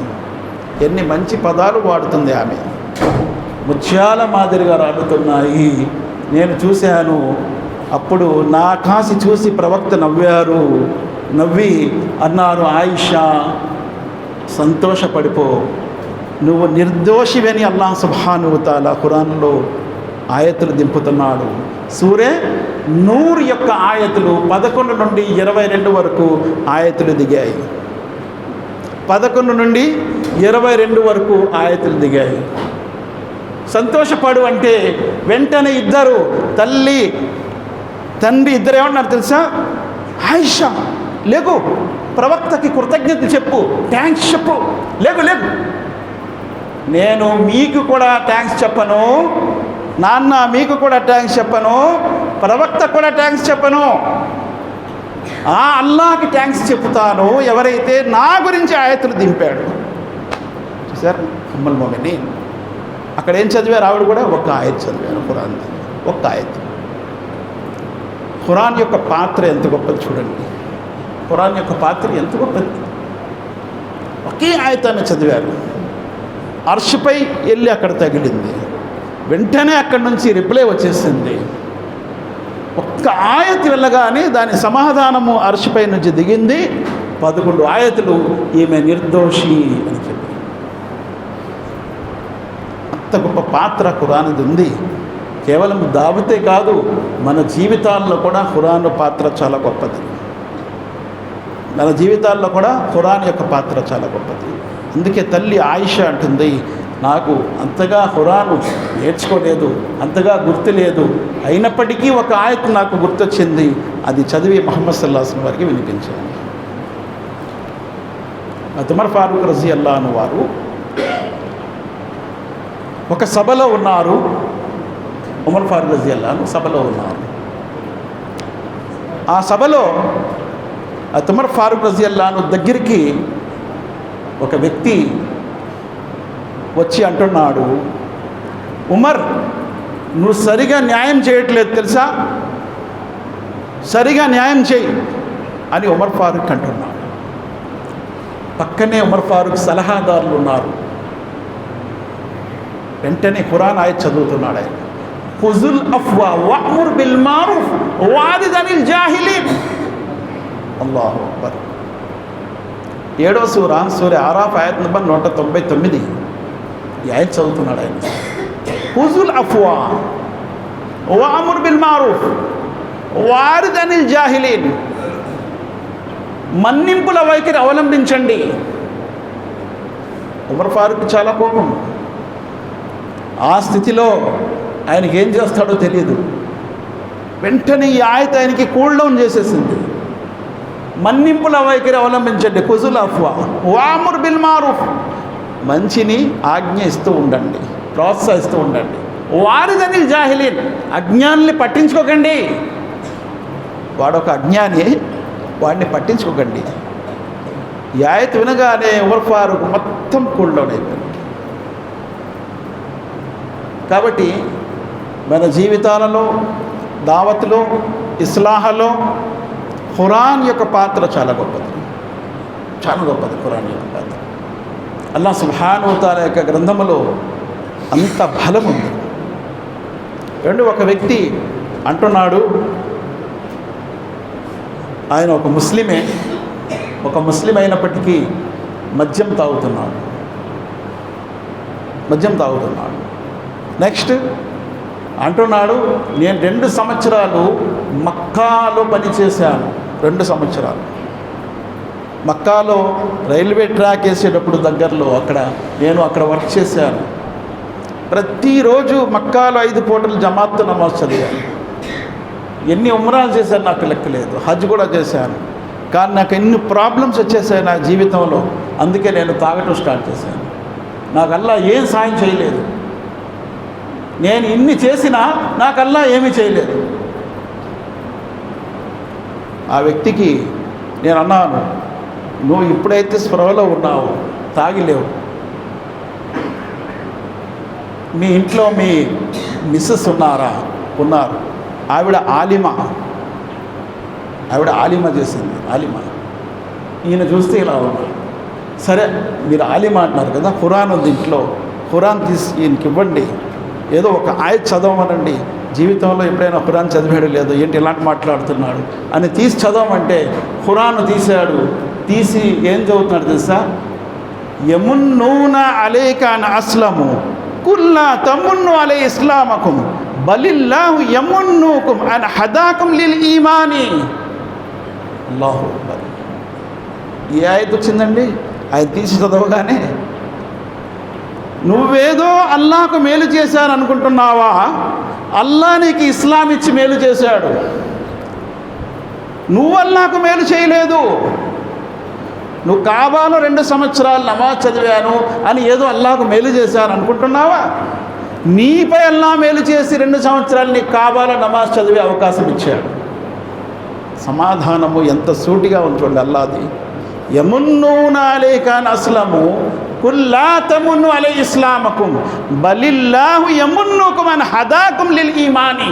అల్లాహ్ నీకు ఈమాన్ ఇచ్చి, హిదాయత్ ఇచ్చి, ఇస్లాం ఇచ్చి నీకు మేలు చేశాడు. నువ్వు అల్లాహకు మేలు చేసేదేమీ లేదు. ఎటువంటి సమాధానం! కాబట్టి మన జీవితాలలో, దావతులో ఖురాన్ యొక్క గొప్ప పాత్ర ఉంది. అందుకే ముందు నేను ప్రారంభంలో ఆయత్ చదివాను, ఇన్న హాదల్ ఖురాన యహదీ లిల్లతీ హియ అక్వమ్. నిస్సందేహంగా ఈ గ్రంథం ఖురాన్ మిమ్మల్ని తిన్నటి మార్గం చూపిస్తుంది. ఎప్పుడు కూడా మార్గం తప్పించదు, ఎప్పుడు కూడా ఇబ్బందులకు పాలు చేయదు. అందుకే ఉమర్ ఫారూక్ రజియల్లాహు అన్హు తన చెల్లెల దగ్గరికి వచ్చాడు కదా. ఇది గతంలో ఎక్కువగా మనము చెప్పేవారు, వినేవారు, కానీ ఆ రివాయత్ జయీఫ్ అయింది. కానీ ఈ విషయంలో చాలా మనకి గుణపాఠం కూడా ఉంది. అయితే ఉమర్ ఫారూక్ రజియల్లాహు అన్హు తన చెల్లెల్ని ఎడాపెడా కొట్టాడు. కొట్టిన తర్వాత ఇంత కొట్టినప్పటికీ ఈమె ఇస్లాంని విడిచిపెట్టట్లేదు. ఈమెలో ఎందుకు ఇంతటి పట్టుదల ఉంది? ఆమె అనింది, నువ్వు ఖత్తాబు కొడుకువి, నేను ఖత్తాబు కూతుర్ని, నీకెంత పౌరుషం ఉందో నాకు కూడా ఎంత పౌరుషం ఉంది. ఇంతకు మీ దగ్గర ఉన్న మాటలు ఏంటో ఒకసారి వినిపించు అంటే అక్కడ సూర్య తాహా యొక్క ఆయతులు చదివినట్టు చెప్తారు. మా అన్జల్నా అలైకల్ ఖురాన లితష్కా, 20వ సూర తాహా ఆయత్ నంబర్ 3. ఈ గ్రంథము మిమ్మల్ని ఇబ్బందుల పాలు చేయడానికి రాలేదు, మిమ్మల్ని కష్టాలలో ఇరికించడానికి రాలేదు. మా అన్జల్నా అలైకల్ ఖురాన లితష్కా ఇల్లా తద్కిరతన్ లిమన్ యఖ్షా, భయపడే వారికి ఇది ఒక గొప్ప గుణపాఠము, హితబోధ, ఒక మంచి లెసను ఇందులో ఉంది భయపడేవారికి. మిమ్మల్ని కష్టాలలో ఇరికించడానికి రాలేదు ఈ గ్రంథము ఖురాన్.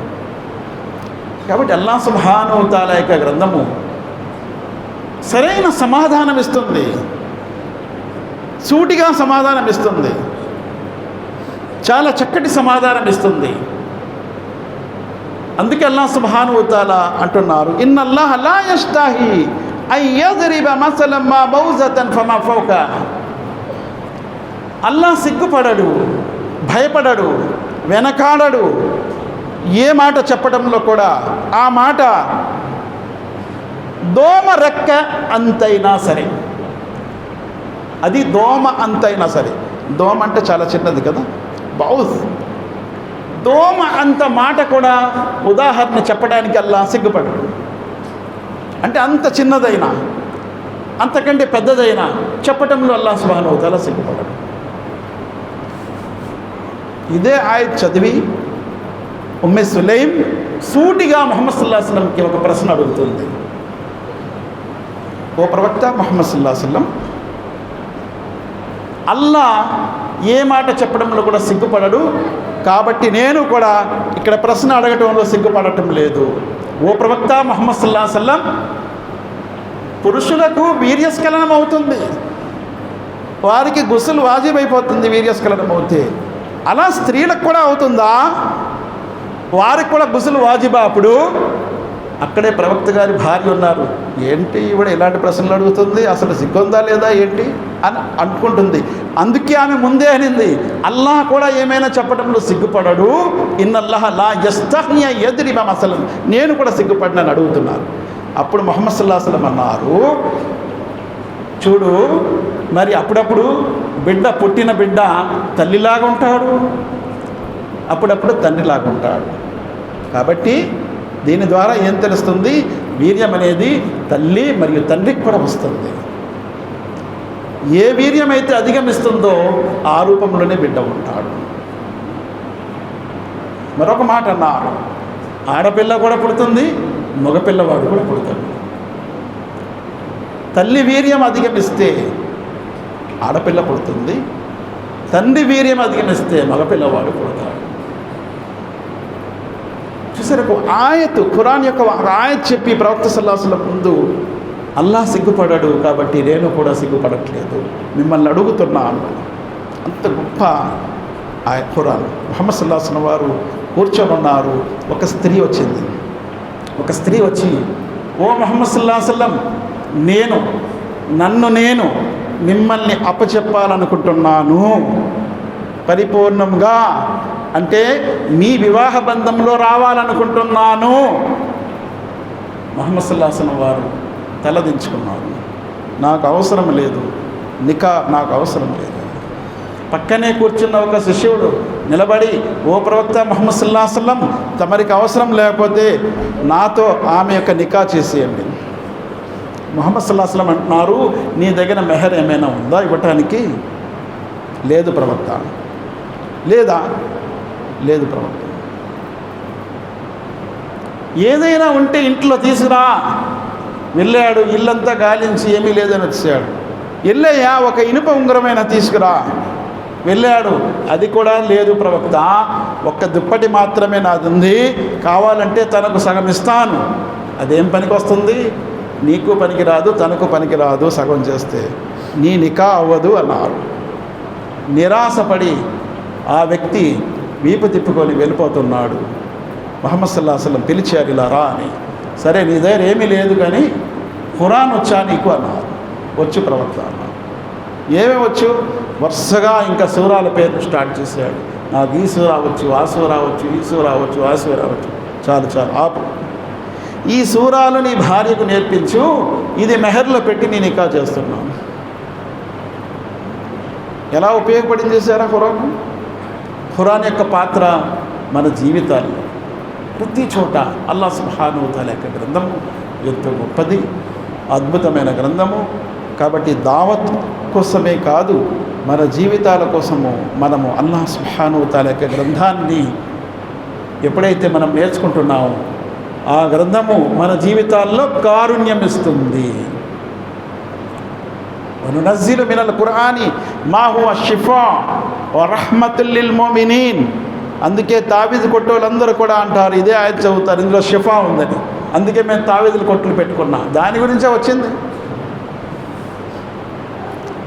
ఈ ఆయత తీసుకొచ్చి ఎదుగోటండి ఖురాన్లో షిఫా ఉంది, అందుకే మేము తావీదులు కడతాం.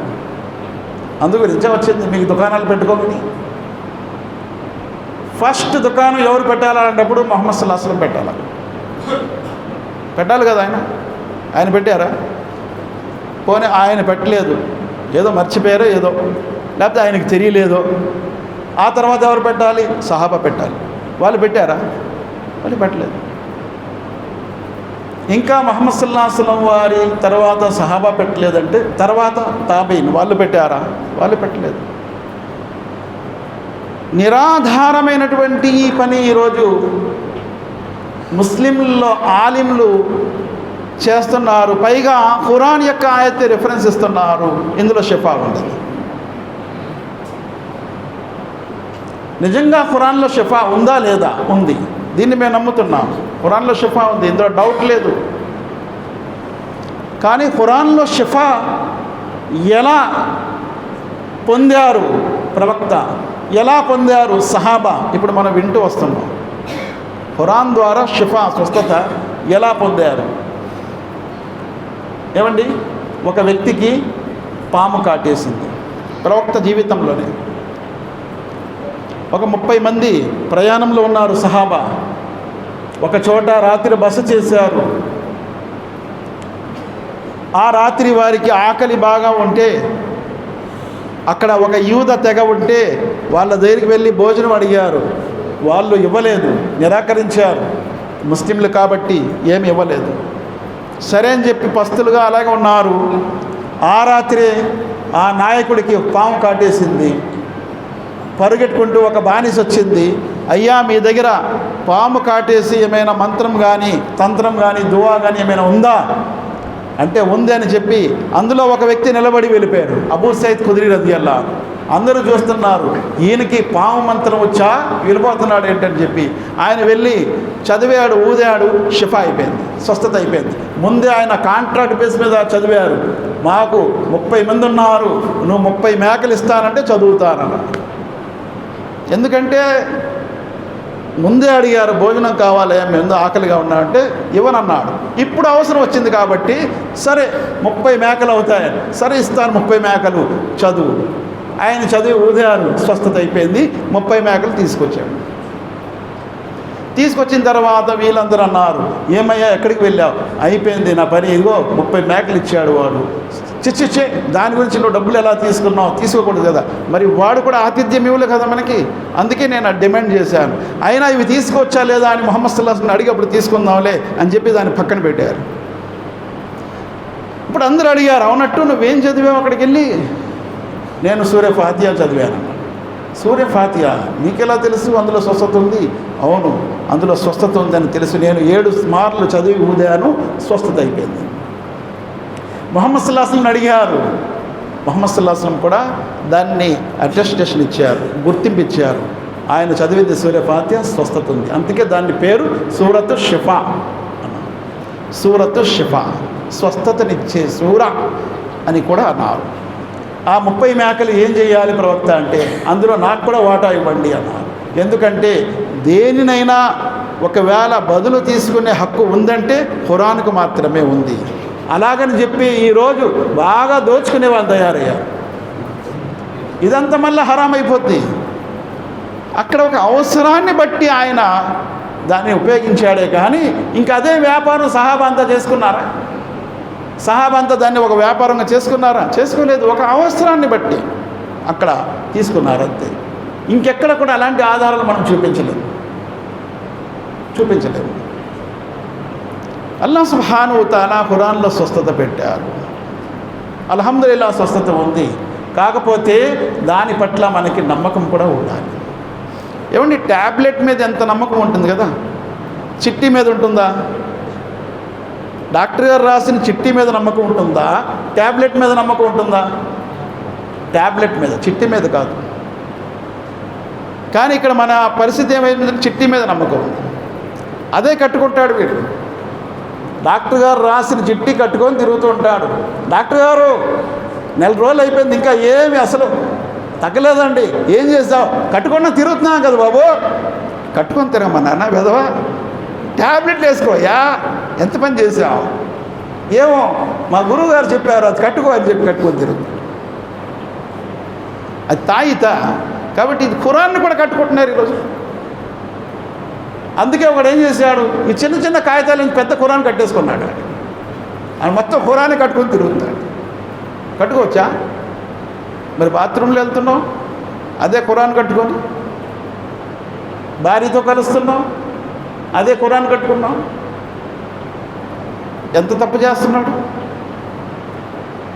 కాబట్టి అది కట్టుకోవడం కాదు, అది చదవాలి. ఉతులు మా ఊహియ ఇలైక మినల్ కితాబ్.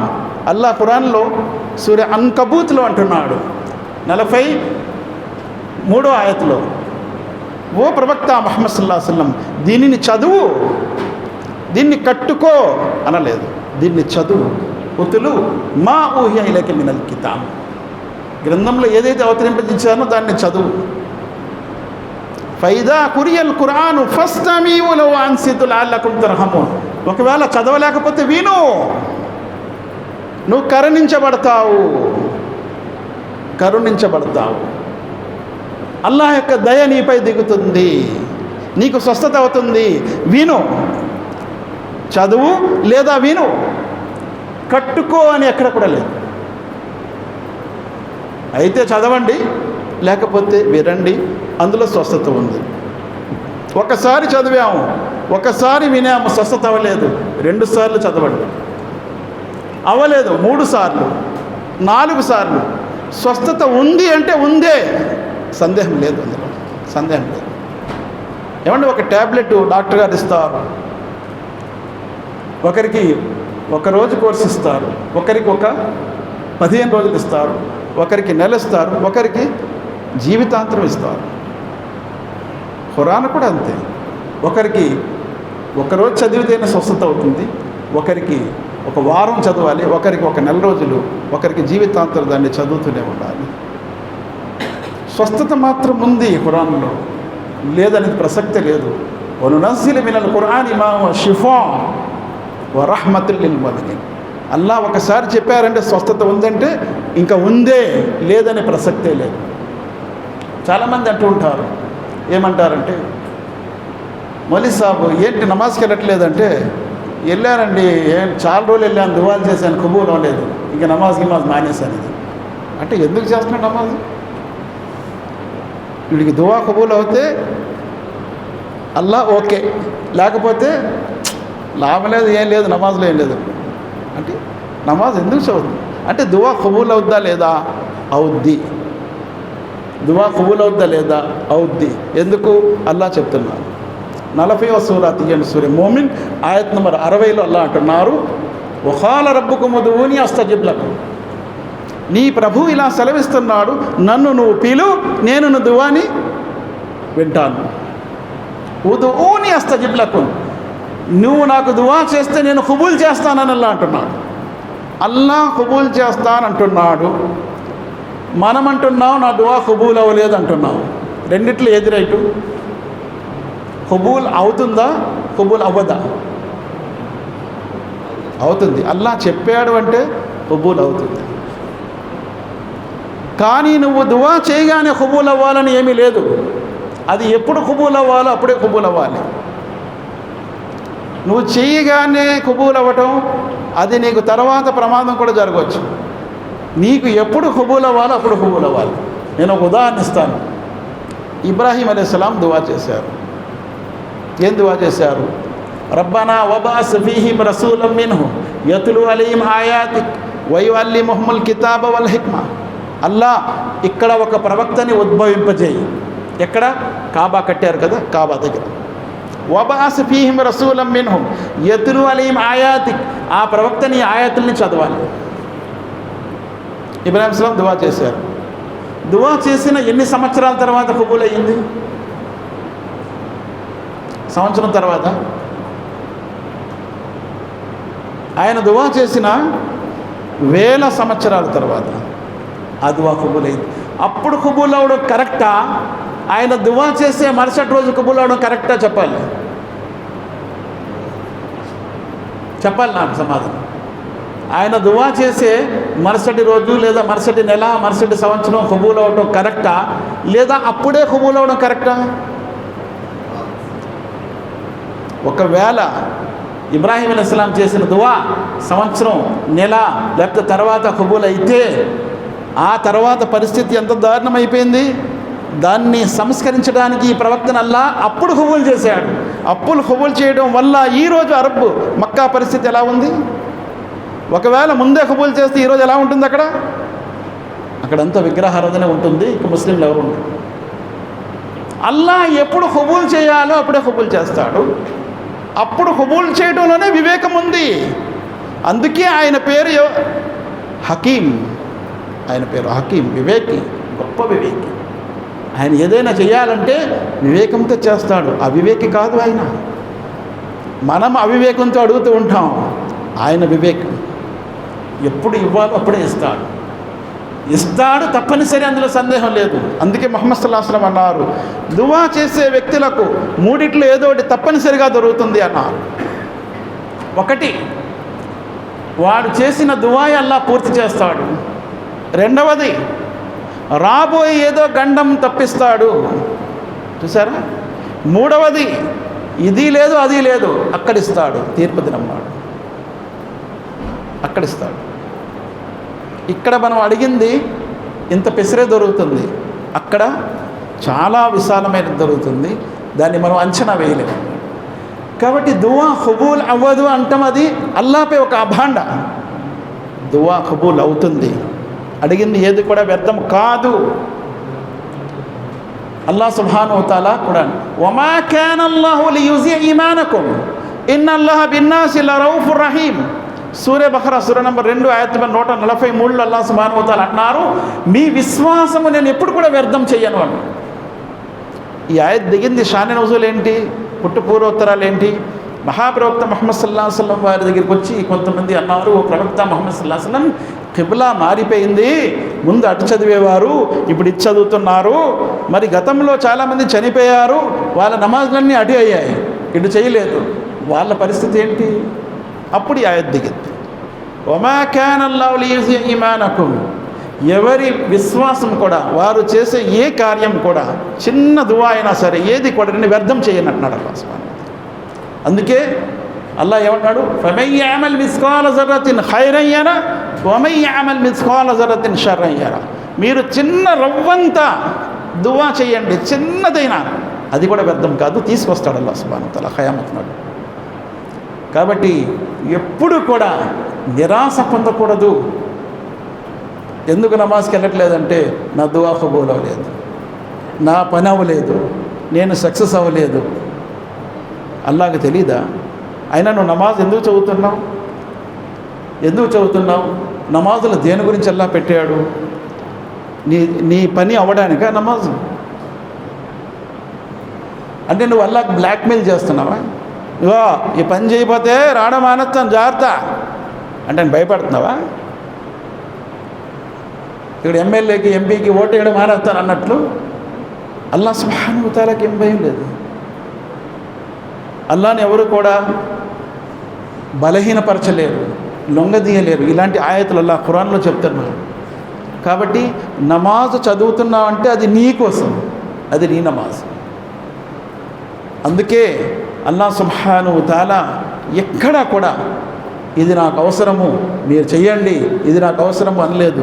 ఇది మీకోసము, ఇది మీ ప్రయోజనం కోసం, మీ లాభం కోసం. ఒక నమాజ్ చదివారంటే అది నా కోసం, ఒక రోజా పెట్టానంటే అది నా కోసం, చదవలేదంటే అది నాకే నష్టం. అందుకే అల్లాహ్ ఏమంటున్నారు? ఎవరైతే అల్లాహ్ను మర్చిపోతున్నారో వారు అల్లాహ్ని మర్చిపోవట్లేదు, వారు తననే మర్చిపోతున్నారు.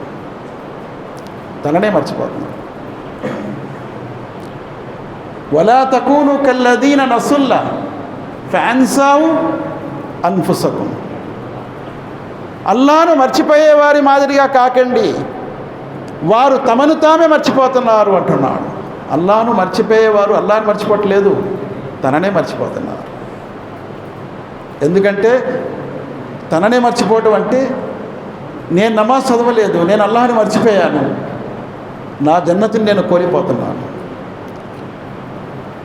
నా కారుణ్యాన్ని నేను కోల్పోతున్నాను, అల్లాహ్ వద్ద నుండి పొందవలసింది నేను కోల్పోతున్నాను. కాబట్టి అల్లాహ్ సుబ్హానహు వ తఆలా యొక్క గ్రంథము ఎంత మనం వర్ణించినా వర్ణనాతీతము, అటువంటి అద్భుతమైన గ్రంథము. అందుకే ఒక మాటల్లో అల్లాహ్ సుబ్హానహు వ తఆలా ఏమన్నారంటే, లవ్ అన్జల్నా హాదల్ ఖుర్ఆన్ అలా జబలిన్ లరఅయ్తహు ఖాషియన్ ముతసద్దియన్ మిన్ ఖష్యతిల్లాహ్. ఒకవేళ ఈ గ్రంథము నేను పర్వతంపై దింపితే మీరు చూస్తూ ఉంటారు, పర్వతము భయముతో అణిగిపోయి గుండ అయిపోతుంది, పిప్పి అయిపోతుంది.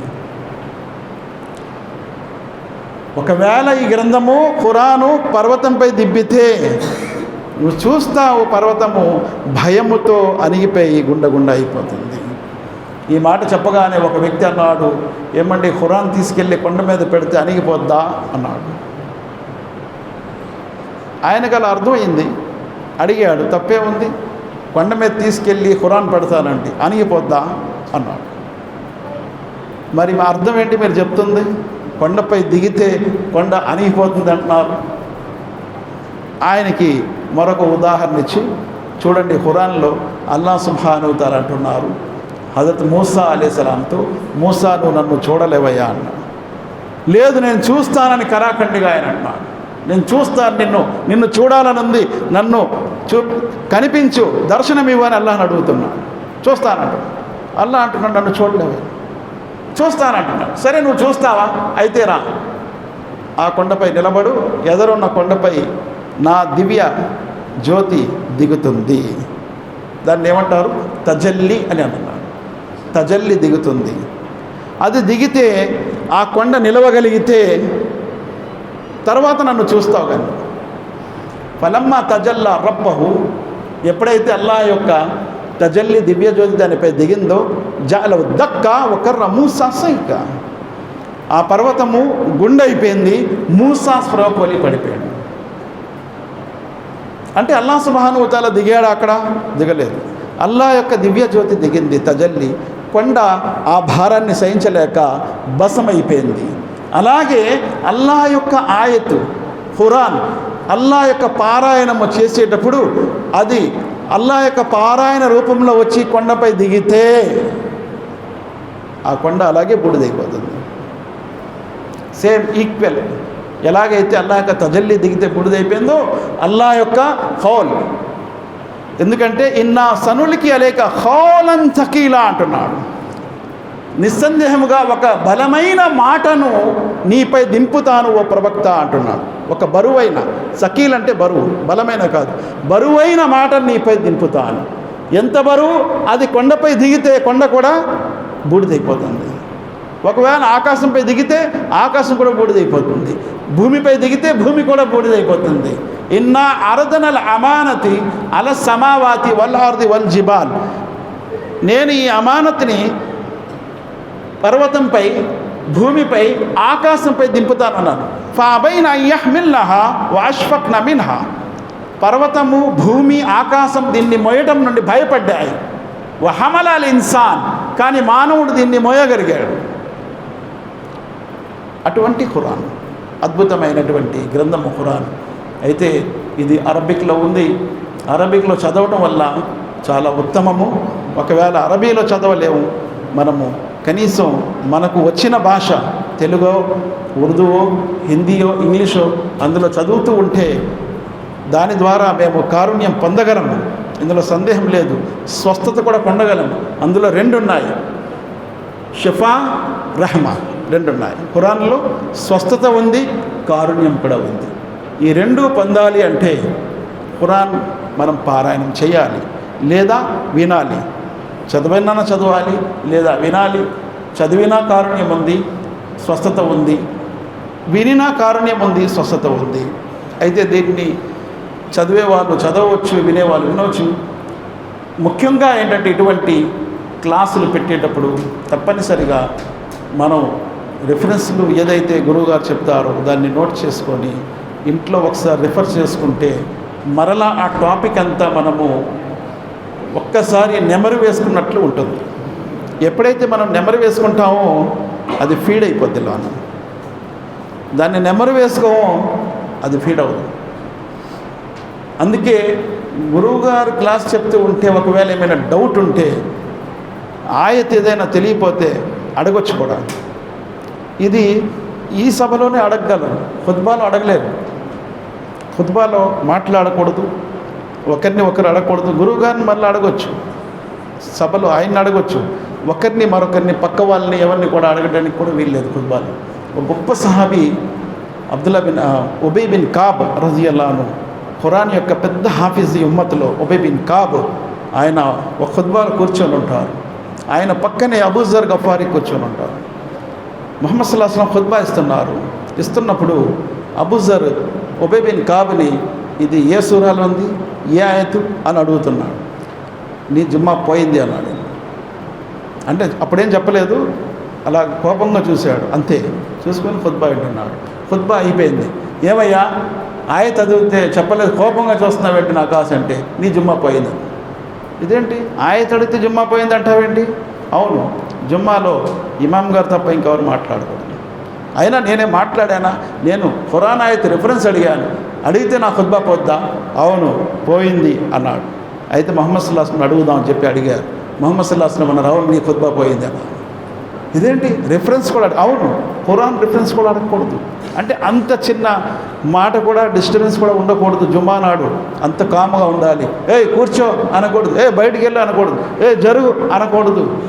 అంత కామ్గా ఉండాలి. కానీ ఇది అటువంటిది కాదు. ఈ సభ ఇందులో మనం మాట్లాడవచ్చు. ఒకవేళ పక్క వాళ్ళని అడిగే డౌట్ వస్తే అడగొచ్చు. అందుకే ఇటువంటి సభలు పెడతారు. జుమ్మా కాకుండా ఇటువంటి సభలు అందుకే పెడతారు. ఇందులో ఫ్రీగా మనము నోట్ చేసుకోవచ్చు, డౌట్స్ ఉంటే అడగవచ్చు. సత్యం ఏదైనా ఆయతు లేకపోతే హదీస్ చెప్పారు, దాని రిఫరెన్స్ ఉందా గురువుగారు అంటే, ఒకవేళ లేకపోతే గ్రూప్లో తర్వాత దాని రిఫరెన్స్ వేయచ్చు. అది మీరు చూసుకోవచ్చు, అది నేర్చుకోవచ్చు. ఇలాగే ఒక్కొక్కటి ఆయతులో మనం ముందుకెళ్ళొచ్చు. ఒక్కొక్క హదీస్లో మనము ఏంటంటే ప్లస్ అవ్వచ్చు, పెరగవచ్చు, జ్ఞానపరంగా ముందుకెళ్ళచ్చు. అల్లాహ్ సుబ్హానహు వ తఆలాతో నేను దువా చేస్తూ ముగిస్తున్నా. అల్లాహ్ సుబ్హానహు వ తఆలా ఖురాన్ మరియు హదీసు రెండు చదువుతూ వాటిని ఆచరిస్తూ ఆ విషయాన్ని తెలియని వారి వరకు అందించే భాగ్యాన్ని ప్రసాదించాక. అల్లాహ్ బ్రతికిన నాళ్ళు ఇస్లాంపై బ్రతికే భాగ్యం ప్రసాదించు, మరణము ఈమాన్పై ప్రసాదించు. అల్లాహ్ మాలో ఎవరైతే అనారోగ్యంతో బాధపడుతున్నారో వారికి ఆరోగ్యం ప్రసాదించు. ఎవరైతే ఉపాధి లేక బాధపడుతున్నారో వారికి ఉపాధిని ప్రసాదించు. ఎవరికైతే ఉపాధిని ఇచ్చావో అందులో బర్కతి వల్ల అల్లాహ్ మా సంతానం మా కళ్ళకు చల్లదనం చేయి. మా ధనము ఇహపరలోకాల్లో ఉపయోగపడేలా చేయి. అలా మాకంటే ముందు ఎంతోమంది మా బంధుమిత్రులు ఈ ప్రపంచం నుంచి వెళ్ళిపోయారు. వారిని క్షమించు, వారిని కరుణించు, వారి సమాశిక్ష నుంచి వారిని కాపాడు. మమ్మల్ని కూడా సమాశిక్ష నుంచి రక్షించు. రేపు తీర్పు దినం నాడు, తిరిగి లేపబడే దినం నాడు మమ్మల్ని సజ్జనులతో లేపు. మా కర్మల పత్రాలు కుడి చేతిలో ప్రసాదించు. నీ అర్ష నీడలో మాకు స్థలం ప్రసాదించు.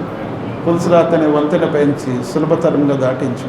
నీ ప్రవక్త ముహమ్మద్ సల్లల్లాహు అలైహి వసల్లం వారికి మఖామ్ మెహమూద్ సంగు, ఆయన సిఫారసు మాకు సంగు, ఆయన చేతులారా జామె కౌసర్ ప్రసాదించు. మేము మా కుటుంబ సభ్యులతో సహా జన్నతుల్ ఫిర్దౌస్లో వెళ్ళే భాగ్యం ప్రసాదించు. జహన్నం నుండి రక్షణ పొందే భాగ్యం ప్రసాదించు. రబ్బనా ఆతినా ఫిద్ దునియా హసనతు ఫిల్ ఆఖిరతి హసనతు వకినా అదాబన్నార్. రబ్బనా హబ్ లనా మిన్ అజ్వాజినా వ ज़ुर्रिय्यातिना कुर्रत आयुन वजअलना लिल मुत्तक़ीना इमामा. रब्बि जअलनी मुक़ीमस सलाति व मिन ज़ुर्रिय्यति रब्बना व तक़ब्बल दुआ. रब्बना ला तुज़िग़ क़ुलूबना बअद इज़ हदैतना व हब लना मिन लदुनका रहमा इन्नका अंतल वहाब. रब्बना इन्नना आमन्ना फ़ग़फ़िर लना ज़ुनूबना व क़िना अज़ाबन्नार. रब्बना अस्रिफ़ अन्ना अज़ाब जहन्नम इन्न अज़ाब कान गरामा इन्नहा साअत मुस्तक़र्रा व मुक़ामा. रब्बना ला तुआख़िज़ना इन नसीना अव अख़्ताना. रब्बना वला तहमिल अलैना इसरन कमा हमलतु अलल लज़ीना मिन क़ब्लिना. रब्बना वला तुहम्मिलना मा ला ताक़त लना बिहि वाफ़ु अन्ना वग़फ़िर लना वरहमना अंत मौलाना फ़ंसुरना अलल क़ौमिल काफ़िरीन. रब्बना इग़फ़िर लना व लिइख़्वानिना अल्लज़ीना सबक़ूना बिल ईमान वला तजअल फ़ी क़ुलूबिना ग़िल्लन लिल्लज़ीना आमनू रब्बना इन्नका रऊफ़ुर रहीम. रब्बना ला तजअलना फ़ितनतल लिल्लज़ीना कफ़रू वग़फ़िर लना रब्बना इन्नका अंतल अज़ीज़ुल हकीम. सुब्हान रब्बिका रब्बिल इज़्ज़ति अम्मा यसिफ़ून व सलामुन अलल मुरसलीन वल्हम्दुलिल्लाहि रब्बिल आलमीन बिरहमतिका या अरहमर राहिमीन.